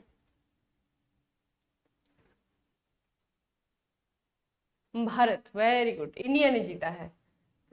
इंडिया के द्वारा जो है आपका ये जीता गया है, आपको याद रखना है। ठीक है, पहली बात खो खो वर्ल्ड कप का पहला एडिशन हुआ है 2025 में। ठीक है, 13 से लेकर के 19 जनवरी 2025 तक जो है आपका ये करवाया गया। इसका वेन्यू जो है इंदिरा गांधी एरिना यानी कि नई दिल्ली में रहा। ठीक है, विनर इंडिया, बोथ बोथ मतलब क्या है बच्चे आपका, लड़कों में भी, पुरुषों में भी और महिलाओं में भी। ठीक है, मेंस और वुमेन्स दोनों की ही जो है आपकी टीमें हैं, उन्होंने अपने अपने हिस्से का वर्ल्ड कप जो है ले लिया है। और एक और खास बात बच्चे कि दोनों ने ही फाइनल में नेपाल की ही टीमों को हराया है। ठीक है, पुरुषों ने भी नेपाल की टीम को हराया है, लड़कियों ने भी जो है आपका नेपाल की टीम को हराया है। तो बहुत इंपॉर्टेंट है, याद रखना है। इसका वेन्यू पूछा जा सकता है। ठीक है, ये इसका पहला एडिशन है, ये पूछा जा सकता है। खो खो वर्ल्ड कप, ठीक है, याद रखिए बच्चे, kho kho world cup 2025 Indira Gandhi arena में किया गया और भारत की जो महिलाओं की पुरुषों की दोनों ही वर्ग में जो है हमने ये वर्ल्ड कप अपने नाम किया। ठीक है, नेपाल को हरा करके। अच्छा, 2026 में आयोजित होने वाले 23वां राष्ट्रमंडल खेलों की मेजबानी कौन सा देश करेगा। बताओ, 2026 में जो कॉमनवेल्थ गेम्स होने वाले हैं ना वो है आपके कौन से नंबर के, ये है आपके 23rd नंबर के। और ये बच्चे कहां पर होंगे, ये होंगे आपके स्कॉटलैंड में, ग्लासगो स्कॉटलैंड में। ठीक है, याद रखना बच्चे, ये आपका स्कॉटलैंड ग्लासगो, यहाँ पे जो है आपका ये करवाया जाना है। स्कॉटलैंड में 23 जुलाई से लेकर के 2 अगस्त तक जो है आपका ये करवाया जाएगा। इससे पहले इसके बारे में बच्चे आपको मैंने बताया था कि बहुत कंट्रोवर्सी इसके बारे में रही थी। पहले ये डिक्लेयर हो गया था कि ऑस्ट्रेलिया के द्वारा इसे होस्ट किया जाएगा, लेकिन ऑस्ट्रेलिया ने जब इसकी होस्टिंग ली उसके बाद में उसने जब हिसाब किताब लगाया होगा तो बहुत खर्चा जो है उनको देखने को मिला। तो इसीलिए बढ़ते हुए खर्चों के लिए जो है आप खर्चों को देखते हुए ऑस्ट्रेलिया के द्वारा मना कर दिया गया और अब जाकर के जो है दोबारा से स्कॉटलैंड ग्लासगो को चुना गया है होस्टिंग के लिए। ऑस्ट्रेलियन ओपन 2025 में पुरुष एकल वर्ग का खिताब किस खिलाड़ी ने जीता है। बताओ, 2025 ऑस्ट्रेलियन ओपन, इस साल के सारे ग्रैंड स्लैम बच्चे खत्म हो चुके हैं, है ना, सारे ही ग्रैंड स्लैम खत्म हो चुके हैं। ये जो स्टार्टिंग वाला है, सबसे पहला जो ग्रैंड स्लैम होता है टेनिस का वो होता है आपका ऑस्ट्रेलियन ओपन। किसने जीता था इस बार, ये आपका जीता है यानिक सिनर ने। ठीक है, यानिक सिनर के द्वारा बच्चे आपका ये जीता गया है, इटली की खिलाड़ी है ये। उसके अलावा जो है महिला वर्ग में बच्चे आपका, महिला वर्ग में मेडिसन कीज ने इसे जीता है जो कि अमेरिका की खिलाड़ी है। ठीक है, और इसे हार्ड कोर्ट पर खेला जाता है और इसकी शुरुआत जो है 1905 में हुई थी। याद रखेंगे इतना, 1905 में आपका स्टार्ट हुआ था। संयुक्त राज्य अमेरिका की मेडिसन कीज ने अपने कैरियर का पहला ग्रैंड स्लैम जीता। ठीक है, ये आपके यूएसए की खिलाड़ी है, बाकी जेनिक सिनर जो है आपके इटली की खिलाड़ी है। ये आपका 2025 का ऑस्ट्रेलियन ओपन। हाल ही में किस राज्य ने 33वीं बार संतोष ट्रॉफी फुटबॉल प्रतियोगिता जीत लिया है। बताओ, संतोष ट्रॉफी का संबंध किस खेल से है, फुटबॉल से रिलेटेड है। इस बार यानी कि 2025 का ये खिताब कौन सी टीम ने जीता है, कौन से स्टेट ने जीता है। नेपाल को हराया था, वेरी गुड बच्चे।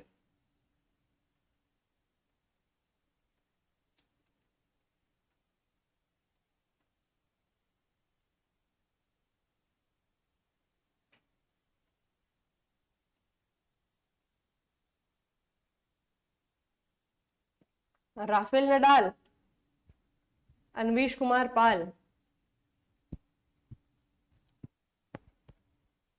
राफेल नडाल तो चले गए बच्चे, रिटायर हो गए वो।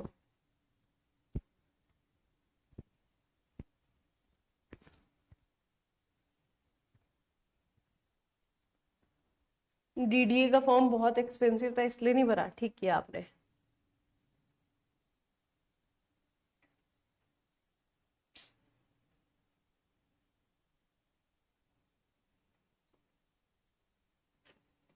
जिन एग्जाम्स में आपको लगता है कि अच्छा मैंने प्रिपेयर किया हुआ है, ठीक है, जब पूरा कॉन्फिडेंस हो तभी जाकर के इतना पैसा खर्चा करना है बच्चे, ठीक है।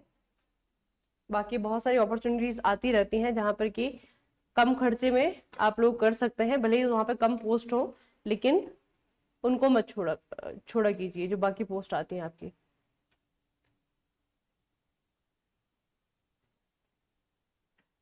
बताओ, पश्चिम बंगाल नहीं जीता है, ये वेस्ट बंगाल नहीं जीता है, ठीक है। संतोष ट्रॉफी का संबंध कौन से खेल से है? फुटबॉल से है। पहले तो ये याद रखेंगे। वेस्ट बंगाल ने 33वीं बार ये खिताब अपने नाम किया है, 33rd टाइम, ठीक है। किसे हराया है? केरला को हराया है। किसे हराया बच्चे? केरला को हराया। 78th एडिशन है, 78वीं बार जो है आपका हो रहा है संतोष ट्रॉफी, और इस बार जो है आपका पश्चिम बंगाल की टीम जीत गई है केरला को हरा करके। किस राज्य क्षेत्र की क्रिकेट टीम ने विजय हजारे ट्रॉफी 2024-2025 की विजेता बनी है? बताओ। संतोष ट्रॉफी, डूरंड कप हो गया आपका, विजय हजारे कप हो गया आपका, याद रखना बच्चे सभी को, ठीक है। ये आपका कर्नाटका की टीम जीती है। किसने जीता है? ये कर्नाटका की टीम ने जीता है बच्चे, याद रखना। कर्नाटका 5वीं बार जीता है। रनर अप विदर्भ, ठीक है, विदर्भ की टीम जो है आपकी रनर अप यहाँ पे रही है। और ये जो है आपका बच्चे विजय हजारे ट्रॉफी जो है आपका डोमेस्टिक वनडे यानी कि 50 ओवर का क्रिकेट कॉम्पिटिशन होता है, ठीक है, इसे याद रखना। विजय हजारे नेशनल लेवल पे होता है, इंटरनेशनल लेवल पे नहीं होता है ये, ठीक है, राष्ट्रीय स्तर पर किया जाता है। अच्छा, किसी खिलाड़ी ने इंडिया ओपन 2025 बैडमिंटन प्रतियोगिता में पुरुष एकल वर्ग का खिताब जीता है? बताओ, वेरी इंपॉर्टेंट।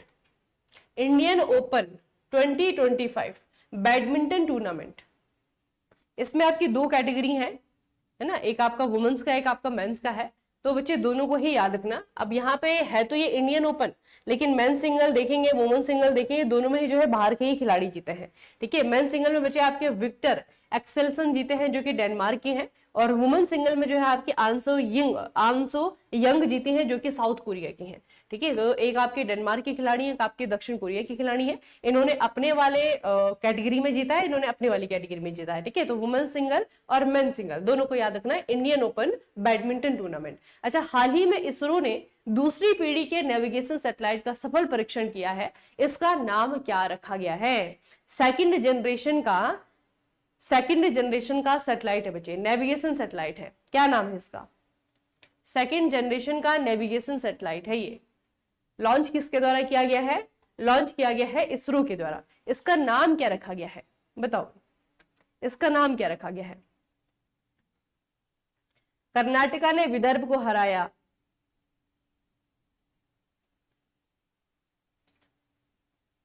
बताइए, क्या नाम रखा है बच्चे इसरो ने इसका?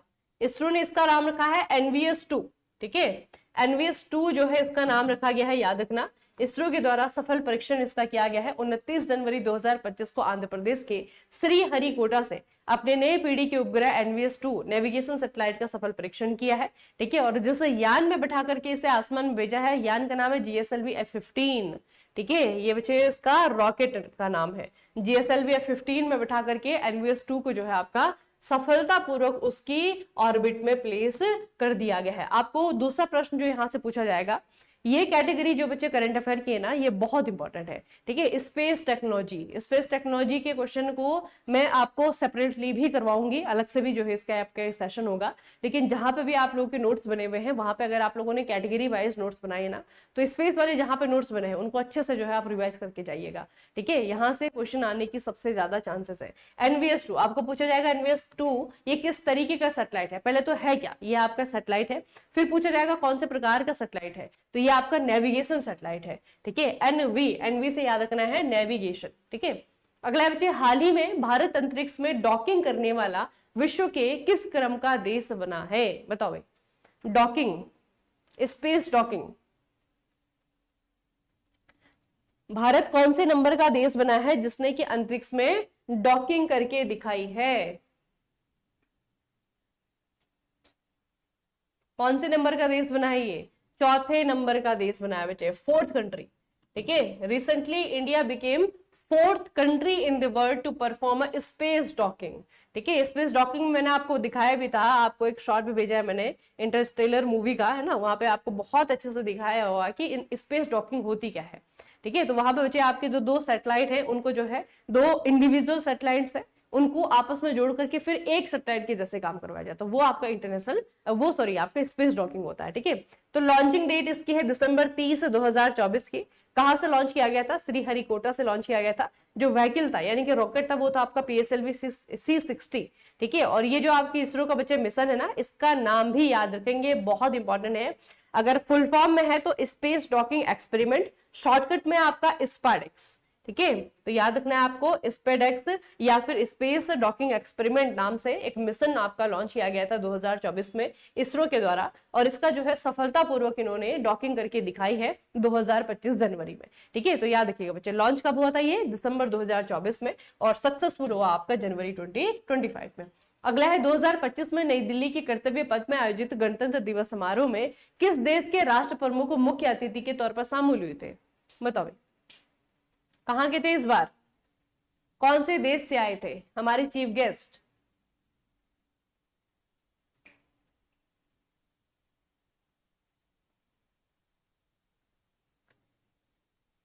वेरी गुड बच्चे, याद रखना। ठीक है, स्पेडेक्स को याद रखना।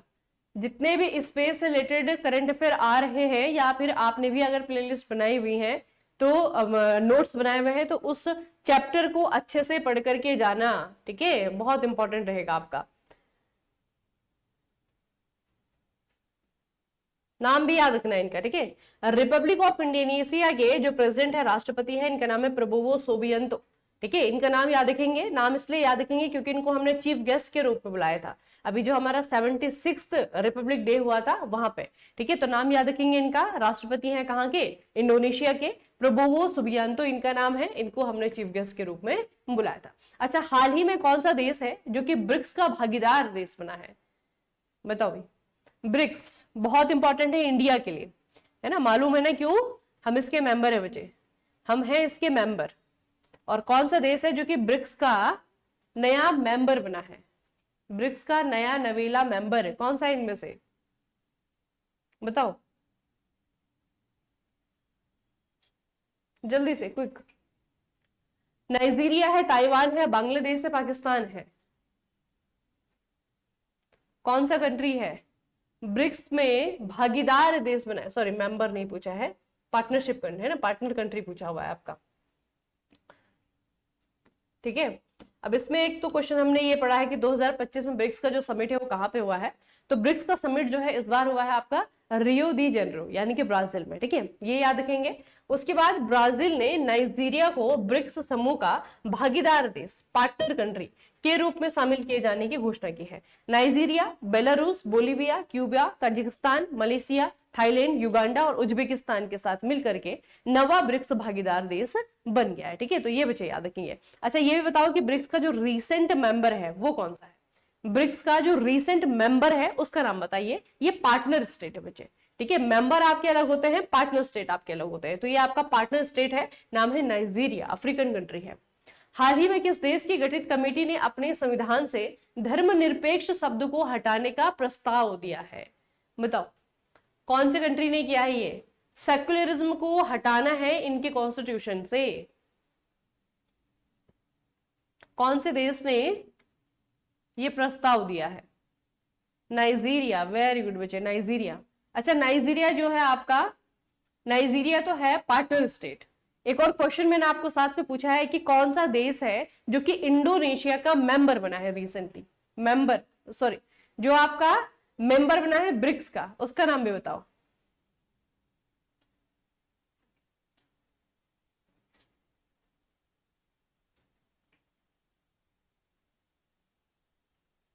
अब तो बच्चे ब्रिक्स प्लस प्लस हो गया है ना, अभी तो आपका ब्रिक्स प्लस प्लस हो गया है, मतलब बहुत सारी कंट्रीज इसमें आ गई है।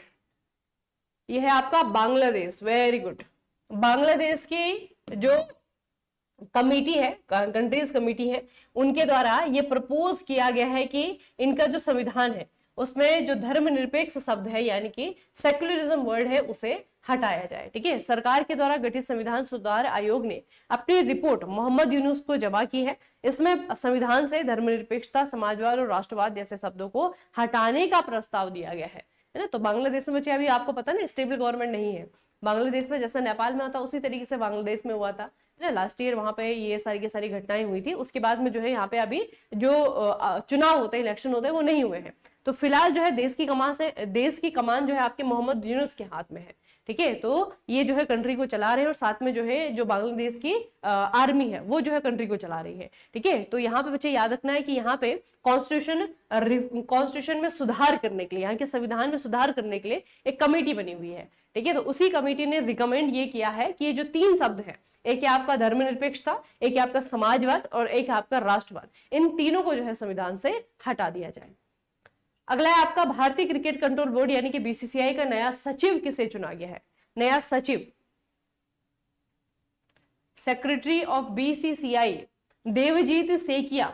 देवजीत सेकिया, ठीक है, नाम याद रखेंगे इनका। देवजीत सेकिया जो है आपके ये बीसीसीआई के सेक्रेटरी है। उसके अलावा बच्चे ये भी थोड़ा सा याद रखना कि बीसीसीआई की जो चेयरपर्सन है, ठीक है, बीसीसीआई की जो चेयरपर्सन है, बीसीसीआई की जो प्रेसिडेंट है रोजर बिनी, उनका इस्तीफा आया। उसके बाद में जो है बीसीसीआई के हेड बनने के लिए एक और नाम जो है आपका आ गया है, मतलब कि बीसीसीआई के हेड भी कंफर्म हो गए हैं। तभी मुझे बताइए उनका नाम, बीसीसीआई के जो हेड है उनका नाम भी मुझे बताएंगे बच्चे। अगला है हाल ही में किसे केंद्रीय रिजर्व पुलिस बल यानी कि सीआरपीएफ का नया महानिदेशक चुना गया है? सीआरपीएफ,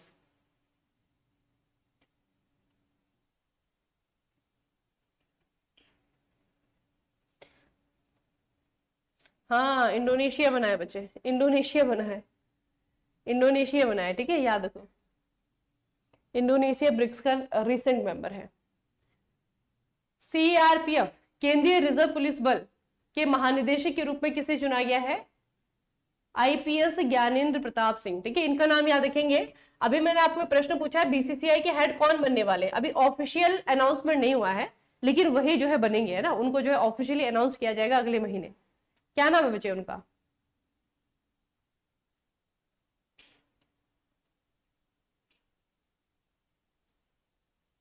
बीसीसीआई के नए प्रेसिडेंट, इनको भी याद रखना, सीआरपीएफ के नए हेड हैं ये। ठीक है, ज्ञानेंद्र प्रताप सिंह, इनको जो है महानिदेशक चुना गया सीआरपीएफ का। हाल ही में किस देश ने 1 जनवरी 2025 से संयुक्त राष्ट्र सुरक्षा परिषद यूएनएससी के अस्थायी सदस्य के रूप में अपना कार्यकाल शुरू किया है? कौन सा है? यूएनएससी का नया टेम्परेरी मेंबर कौन सा देश है बच्चे? यूएनएससी का नया टेम्परेरी मेंबर जो है आपका कौन सा है? इस देश ने अपना टर्म स्टार्ट किया है, ये है पाकिस्तान। ठीक है, जनवरी 1, 2025 पाकिस्तान ने संयुक्त राष्ट्र सुरक्षा परिषद में 2 साल के अस्थायी सदस्य के रूप में अपना कार्यकाल शुरू किया है। यह कार्यकाल जो है आपका 2026 में समाप्त हो जाएगा। ठीक है, और यूएनएससी के बारे में थोड़ा सा इतना याद रखना है कि यहाँ पे जो है आपके 5 मेंबर ऐसे होते हैं जो परमानेंट है, बाकी के जो 10 मेंबर हैं उनको जो है आपका 2-2 साल के लिए चुना जाता है, फिर उनको चेंज किया जाता है। तो पाकिस्तान का टेन्योर जो है आपको यहाँ पे स्टार्ट हुआ है अभी जनवरी 2025 में। ठीक है, उसके अलावा पाकिस्तान के साथ डेनमार्क है, ग्रीस है, पनामा है, सोमालिया है, इनको भी अस्थायी मेंबर के रूप में चुना गया है। ठीक है, याद रखना बच्चे 2026 तक जो है आपका ये टेन्योर चलेगा। अच्छा, हाल ही में जोरान मिलनोविच को पुनः किस देश का राष्ट्रपति चुना गया है? बताओ, जोरान मिलनोविच कौन से देश के नए प्रेसिडेंट बने हैं ये?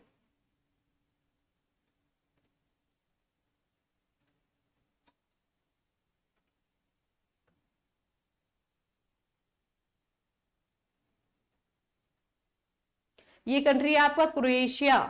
ठीक है, क्रोएशिया के नए प्रेसिडेंट बने हैं आपके जोरान मिलनोविच। अगला प्रश्न बच्चे, हाल ही में निकोलस मादुरो ने किस देश के राष्ट्रपति के रूप में शपथ ग्रहण किया है? ये तो आप लोग को बताया है ना, बताइए बच्चे। रीअपॉइंटमेंट हुई है इनकी।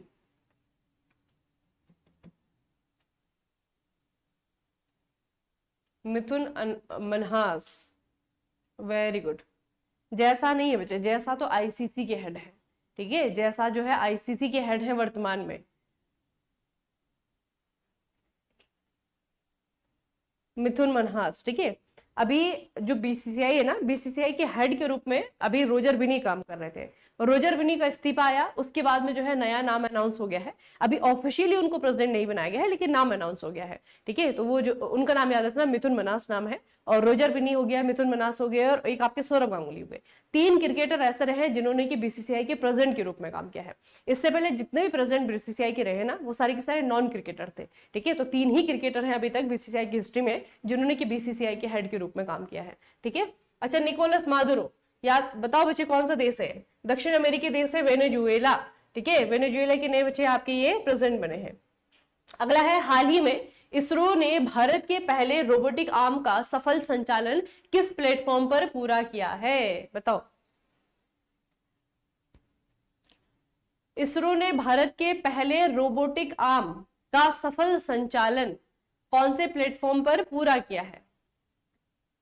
इसे याद रखना, ये है बच्चे आपका पोयम 5।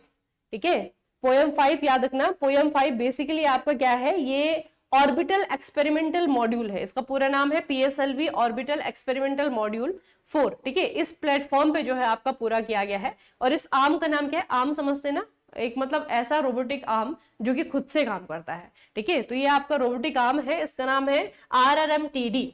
ठीक है, RRMTD नाम है इसका, इसे याद रखना। इसरो के द्वारा PSLV ऑर्बिटल एक्सपेरिमेंटल मॉड्यूल यानी कि पोएम 4 प्लेटफॉर्म पर काम करने वाली अपनी पहली अंतरिक्ष रोबोटिक आर्म यानी कि RRMTD का प्रदर्शन किया गया है। ठीक है, और सफलतापूर्वक प्रदर्शन किया है इसरो ने इसका। ठीक है, तो याद रखना बच्चे पोएम 4। अगला है, हाल ही में किस निजी अंतरिक्ष एजेंसी के द्वारा चंद्रमा पर लूनर लैंडर ब्लू घोस्ट सफलतापूर्वक उतारा गया है? किसका ये? जैसे बच्चे हमारा लूनर लैंडर है ना आपका, जैसे हमने चंद्रयान 3 किया था, उसी तरीके से ये कौन से देश का है?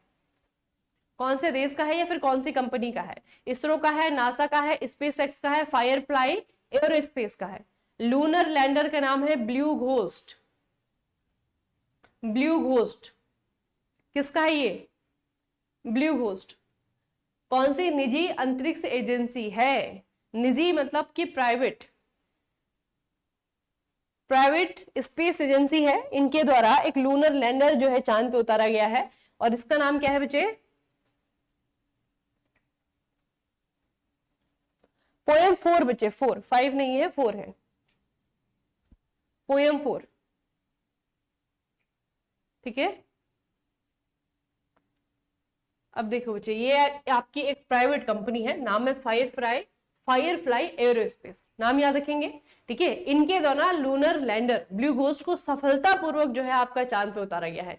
कंपनी का नाम इंपॉर्टेंट है, इनके लैंडर का नाम इंपॉर्टेंट है। ठीक है, ये बच्चे थोड़ा सा याद रखना। तो ये जो है आपका टेक्सास अमेरिका की एक प्राइवेट फर्म है, प्राइवेट कंपनी है, उन्होंने एक आपका काम किया है। इससे पहले 2024 में प्राइवेट कंपनी इंट्यूटिव मशीन्स है ना, इनका ऑडिसियस लैंडर जो है चंद्रमा पर उतरा था। तो अब तो बहुत लंबी रेस है ये, सारी के सारी कंट्री तो जा ही रहे हैं चांद पे, कंट्री के साथ साथ जो प्राइवेट कंपनियां हैं वो भी जा रही हैं। पिछले ही साल आप लोगों को याद होगा, करंट अफेयर में हमने पढ़ा था, एक कंपनी है आपकी इंट्यूटिव मशीन्स है ना, इन्होंने बच्चे आपका लूनर लैंडर भेजा था जिसका नाम था आपका ओडिसिस। ये पहला लूनर लैंडर है किसी भी निजी कंपनी के द्वारा भेजा जाने वाला, और कह सकते हैं कि पहला सक्सेसफुल लूनर लैंडर है ये। ठीक है, तो याद रखना इसका नाम ओडिसिस, ये आपका पिछले साल ही आपका चांद पे उतारा गया था।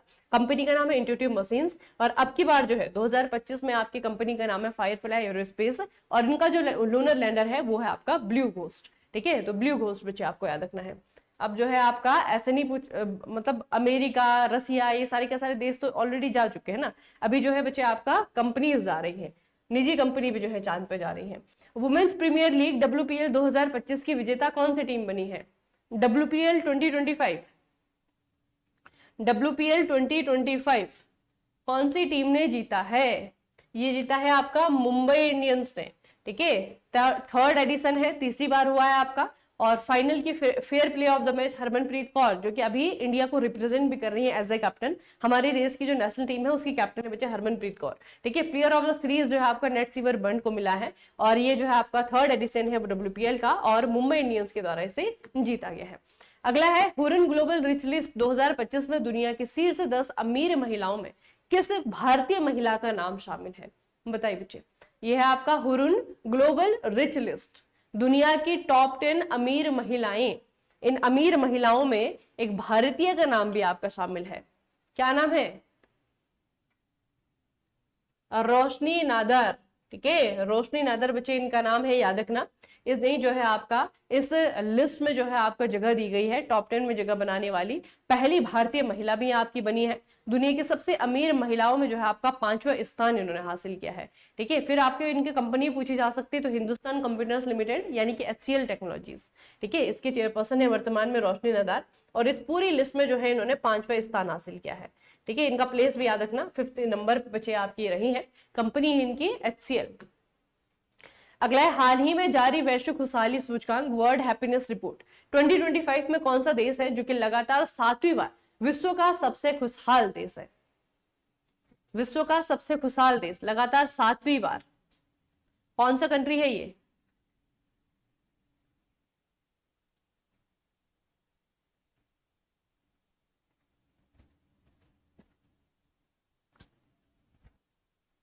नीता, नीता मैम।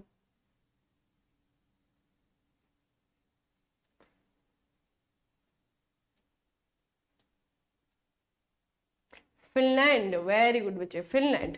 फिनलैंड जो है आपका लगातार 7वीं बार इस लिस्ट में पहले नंबर पर बना है। ठीक है, याद रखेंगे बच्चे इसे।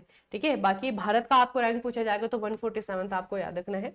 ठीक है, सॉरी, इंडिया की रैंक पूछी जाएगी तो 118वें स्थान पे जो है आपका भारत रहा है। अगर सबसे खुशहाल देशों में अगर आप देखेंगे तो फिनलैंड है आपका, डेनमार्क है, आइसलैंड है, ये 3 देश है। ठीक है, और सबसे नाखुश यानी कि इस लिस्ट में सबसे नीचे कौन है आपका? अफगानिस्तान है, 147वें नंबर पे, 147 नंबर। भारत जो है आपका 118वें नंबर पे है। अगला है बच्चे, हाल ही में किन 2 कंपनीज को नवरत्न कंपनी का दर्जा दिया गया है? नवरत्न कंपनी का दर्जा दिया गया है, कौन सी कंपनी? इन दोनों में से कौन सी कंपनी है जिनको की नवरत्न का दर्जा मिला है? एक कंपनी का इस्तेमाल तो आप लोग बहुत ज्यादा करते हैं, वो है आपका IRCTC। IRCTC Indian railway catering and tourism corporation limited, और 25वीं, और Indian railway finance corporation limited, ये आपके 26वीं नवरत्न कंपनी का दर्जा दिया गया है। ठीक है, ये बच्चे आपको थोड़ा सा याद रखना है। ठीक है, IRCTC और दूसरी जो है आपकी IRFC। ठीक है, पूरा नाम भी पूछा जा सकता है या फिर इसी तरीके से शॉर्ट फॉर्म में पूछा जाएगा, तो दोनों को ही याद रखना। अच्छा, डिजिटल प्लेटफॉर्म मित्र, मित्र किससे संबंधित है बताओ? एक आपका पोर्टल कह सकते हैं, डिजिटल ऑनलाइन प्लेटफॉर्म है, इसका नाम है मित्र। ये किससे संबंधित है? कौन से ऑर्गेनाइजेशन से रिलेटेड है ये पोर्टल आपका? मित्र।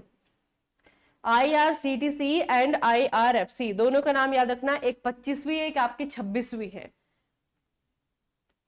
मित्रा किसके बच्चे? ये है आपका सेबी का। सेबी का भी हमने क्या पढ़ा था, इसके वर्तमान में प्रेसिडेंट कौन है? तुहीन कांता पांडे, नाम याद रखेंगे हेड का। ठीक है, उसके अलावा बच्चे सेबी का फुल फॉर्म एक आपका आसान क्वेश्चन में पूछा जाता है, तो सेबी आपका securities and exchange board of India है। ठीक है, इनके द्वारा एक नया प्लेटफॉर्म लॉन्च किया गया है, नाम है इसका मित्रा। फुल फॉर्म क्या है? Mutual fund investment tracing and retrieval assistant. ठीक है, तो मतलब ऐसा आपका ऑनलाइन प्लेटफॉर्म है जो कि ट्रेसिंग के लिए बनाया गया है। किसकी ट्रेसिंग के लिए? म्यूचुअल फंड में जितनी इन्वेस्टमेंट होती है उसके लिए। ठीक है, तो म्यूचुअल फंड के को लेकर के जो है आपका सेबी ने एक ऑनलाइन प्लेटफॉर्म लॉन्च किया है। It helps investor track inactive and unclaimed mutual fund folios. ठीक है, तो बेसिकली आपका जो बिना दावे वाले या फिर जो निष्क्रिय म्यूचुअल फंड है उनको जो है ट्रैक करने के लिए, और जो इन्वेस्टर्स हैं उनकी हेल्प करने के लिए आपको बनाया गया है। तो एक ऑनलाइन प्लेटफॉर्म है मित्रा नाम से, म्यूचुअल फंड इन्वेस्टमेंट ट्रेसिंग के लिए इसे बनाया गया है और सेबी के द्वारा इसे बनाया गया है। उत्तराखंड में आयोजित 38वें राष्ट्रीय खेल में कौन सी राज्य टीम पदक तालिका में पहले स्थान पर रही है? बताओ भाई, कौन सा स्टेट है जो कि पहले नंबर पर रहा है? कौन सा राज्य या फिर टीम पदक तालिका में पहले नंबर पर रहा है? तो पहले नंबर पर जो आपकी सर्विसेज की टीम रही, क्योंकि इन्होंने सबसे ज्यादा गोल्ड मेडल जीते है ना, और एक्चुअल में सबसे ज्यादा जो मेडल जीते हैं वो आपके महाराष्ट्र की टीम ने जीते हैं। सबसे ज्यादा मेडल जो है आपके महाराष्ट्र की टीम ने जीते हैं। 38वां राष्ट्रीय खेल इस साल 2025 में पहली बार जो है आपका उत्तराखंड ने होस्ट किया है। ठीक है, शुभांकर जो है आपका मोली को रखा गया, जो कि उत्तराखंड का स्टेट पक्षी है, बर्ड मोनाल। ठीक है, तो मोनाल को ही रिप्रेजेंट करने के लिए मोली बनाया गया। टैगलाइन जो है आपकी रही फ्रॉम रेजोल्यूशन टू समिट। ठीक है, उसके अलावा थीम जो है आपकी ग्रीन गेम्स, ये भी आपको याद रखना है। थीम क्या रही है आपकी? Green games. ठीक है, ये भी बच्चे याद रखना, ग्रीन गेम्स जो है इसकी थीम रही। तो सबसे ज्यादा जो गोल्ड मेडल जीते हैं वो सर्विसेज ने जीते हैं, इसलिए सर्विसेज की टीम जो आपके पहले नंबर पर रही। ठीक है, महाराष्ट्र की जो टीम है इन्होंने सबसे ज्यादा मेडल जीते हैं, तो सबसे ज्यादा मेडल जीतने के बाद और दूसरे नंबर पे सबसे ज्यादा गोल्ड मेडल जीते हैं, तो स्टेट में जो है बच्चे आपका पहले नंबर पे रहा महाराष्ट्र। ठीक है, राज्यों में हाल ही में किसे बीसीसीआई का लोकपाल नियुक्त किया गया है? बीसीसीआई अम्बुड्समैन, किसे बीसीसीआई का लोकपाल नियुक्त किया गया है? नाम याद रखना, ठीक है। बीसीसीआई के अम्बुड्समैन के रूप में मिस्टर अरुण मिश्रा को नियुक्त किया गया है। अम्बुड्समैन बच्चे जो आपका ऑर्गेनाइजेशन है या फिर जो आपका पद है ना, वो बनाया जाता है कहीं पे भी करप्शन को ट्रैक करने के लिए। ठीक है, कि किसी एजेंसी में, किसी आपके ऑर्गेनाइजेशन में कितना करप्शन है या फिर करप्शन है या नहीं है, कहाँ पे करप्शन है, इस चीज को जो है आपका देखने के लिए, ट्रेस करने के लिए अम्बुड्समैन ऑर्गेनाइजेशन जो है आपका काम करती है। ठीक है, तो अम्बुड्समैन जो है बच्चे यहाँ पे आपका याद रखना, मिस्टर अरुण मिश्रा को जो है अम्बुड्समैन के रूप में यहाँ पे बीसीसीआई ने अपॉइंट किया है। ठीक है, याद रखिएगा बच्चे। सर्वोच्च न्यायालय के पूर्व न्यायाधीश अरुण मिश्रा को भारतीय क्रिकेट कंट्रोल बोर्ड यानी कि बीसीसीआई का लोकपाल और नैतिकता अधिकारी के रूप में जो है आपका अपॉइंट किया गया। विशेष क्या है, असम के पूर्व क्रिकेटर देवजीत सेकिया को बीसीसीआई के नए सचिव के रूप में चुना गया है, आप लोगों को पता है। और बीसीसीआई के जो कोषाध्यक्ष बने हैं वो है आपके छत्तीसगढ़ के प्रभुतेज सिंह भाटिया। ठीक है, और बीसीसीआई के जो अभी हेड बने हैं उनका भी नाम याद रखेंगे। तो बेसिकली आपके बीसीसीआई में जो अपॉइंटमेंट हो रही है ना, 3 अपॉइंटमेंट है जो क्योंकि हेड तो बच्चे अभी अभी बने, बिल्कुल नया नया है ना, तो उनका नाम तो हो सकता है कि ना पूछा जाए, लेकिन ये वाली जो है आपको पूछे जाएंगे, तो याद रखना इनको। ठीक है, हाल ही में किस देश ने महिलाओं के खेल में ट्रांसजेंडर एथलीट पर प्रतिबंध लगाया है? बताओ। Recently ban transgender athlete from women's sports, किसने बैन किया है? ये जो महिलाएं ट्रांसजेंडर हैं उनको बैन किया गया है।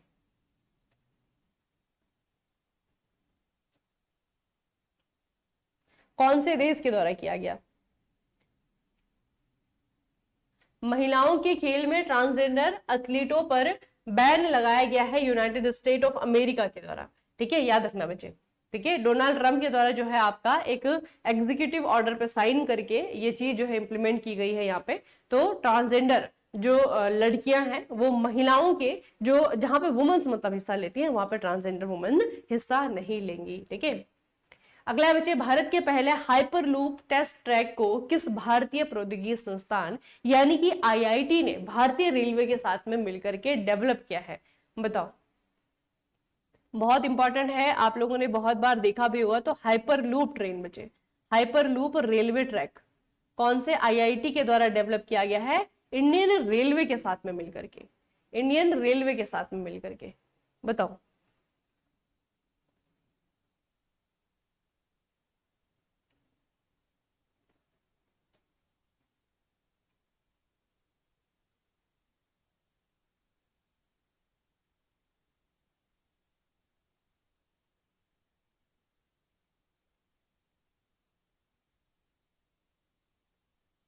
अच्छा, एसएससी को लेकर के अभी एक नई अपडेट आई है, आप लोगों ने देखी होगी।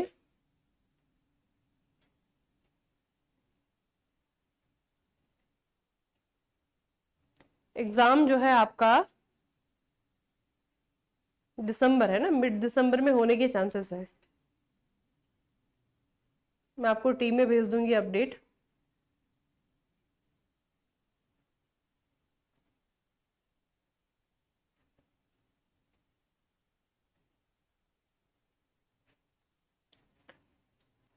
क्योंकि उस समय जो है आपका सीएचएसएल अनाउंस हुआ है। ठीक है, अक्टूबर में जब आपका एग्जाम होना था, तो मिड दिसंबर में होने के चांसेस हैं आपके। देख लिया है ना? हाँ ठीक है, ठीक है। क्लास बच्चे सुबह 8 बजे से होती है।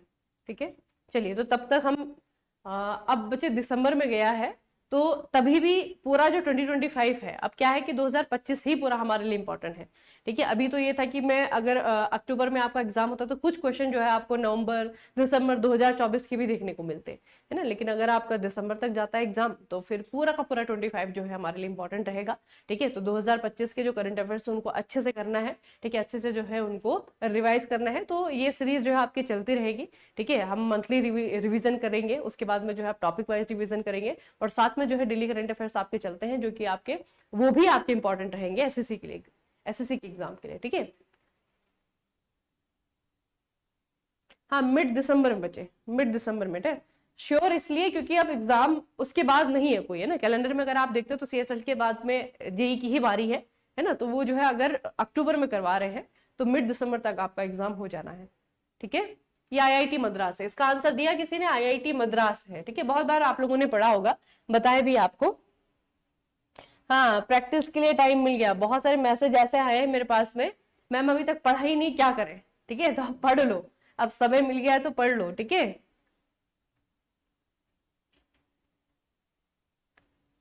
ठीक है, पढ़ लो का मेरा मतलब है कि अच्छे से रिवाइज कर लो, जो चीजें आपको लगती हैं कि ये चीज रह गई है, छूट गई है, उसको बच्चे कवर करने की कोशिश करो। ठीक है, अभी ये नहीं है कि अब एग्जाम पीछे चला गया है तो फिर से हमको जो है रिलैक्स हो जाना है, रिलैक्स नहीं होना है, अच्छे से जो है तैयारी करनी है। आईआईटी मद्रास ने भारतीय रेलवे के सहयोग से भारत का पहला हाइपर लूप परीक्षण ट्रैक लॉन्च किया है।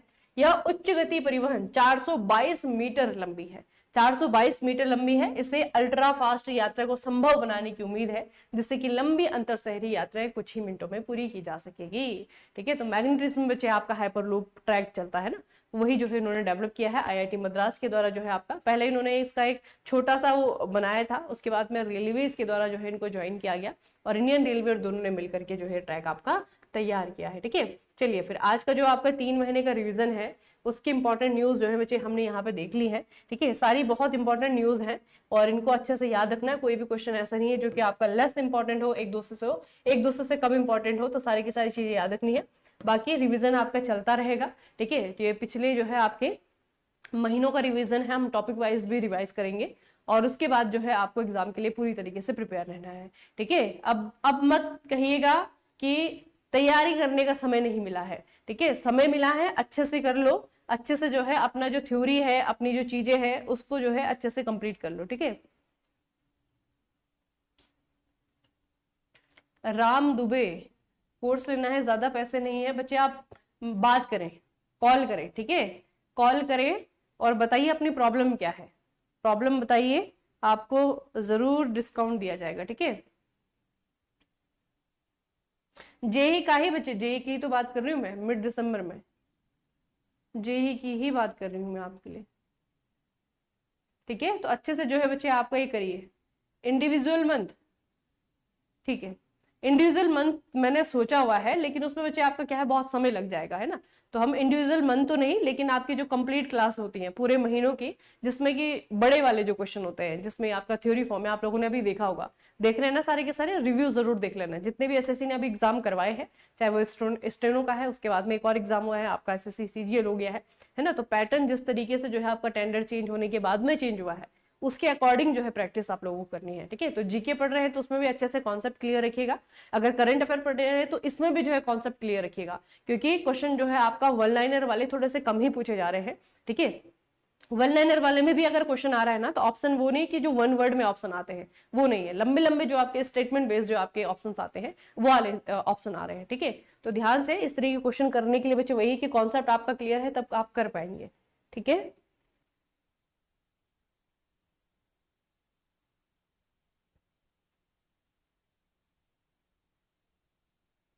सब कुछ बच्चे, ये सारे टॉपिक आएंगे जितने भी इंपॉर्टेंट टॉपिक है ना अभी। ठीक है, स्पेस टेक्नोलॉजी हो गया, आपका स्कीम्स हो गए, सरकार के जितने भी स्कीम है, और सरकार की स्कीम को जो वो पूछ रहा है, ऐसा नहीं कि 2025 की स्कीम, 2024 की भी है, 2023 की भी स्कीम पूछ रहा है।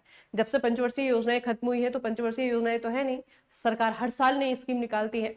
ठीक है, तो बस वही जो है एग्जाम में आपकी पूछी जाती है। चलिए बच्चे, यहाँ पे आज के सेशन हम यहीं पे फिनिश करते हैं, मिलेंगे फिर नेक्स्ट सेशन में, तब तक के लिए पढ़ते रहिए, बढ़ते रहिए, अपना खूब सारा ख्याल रखिएगा।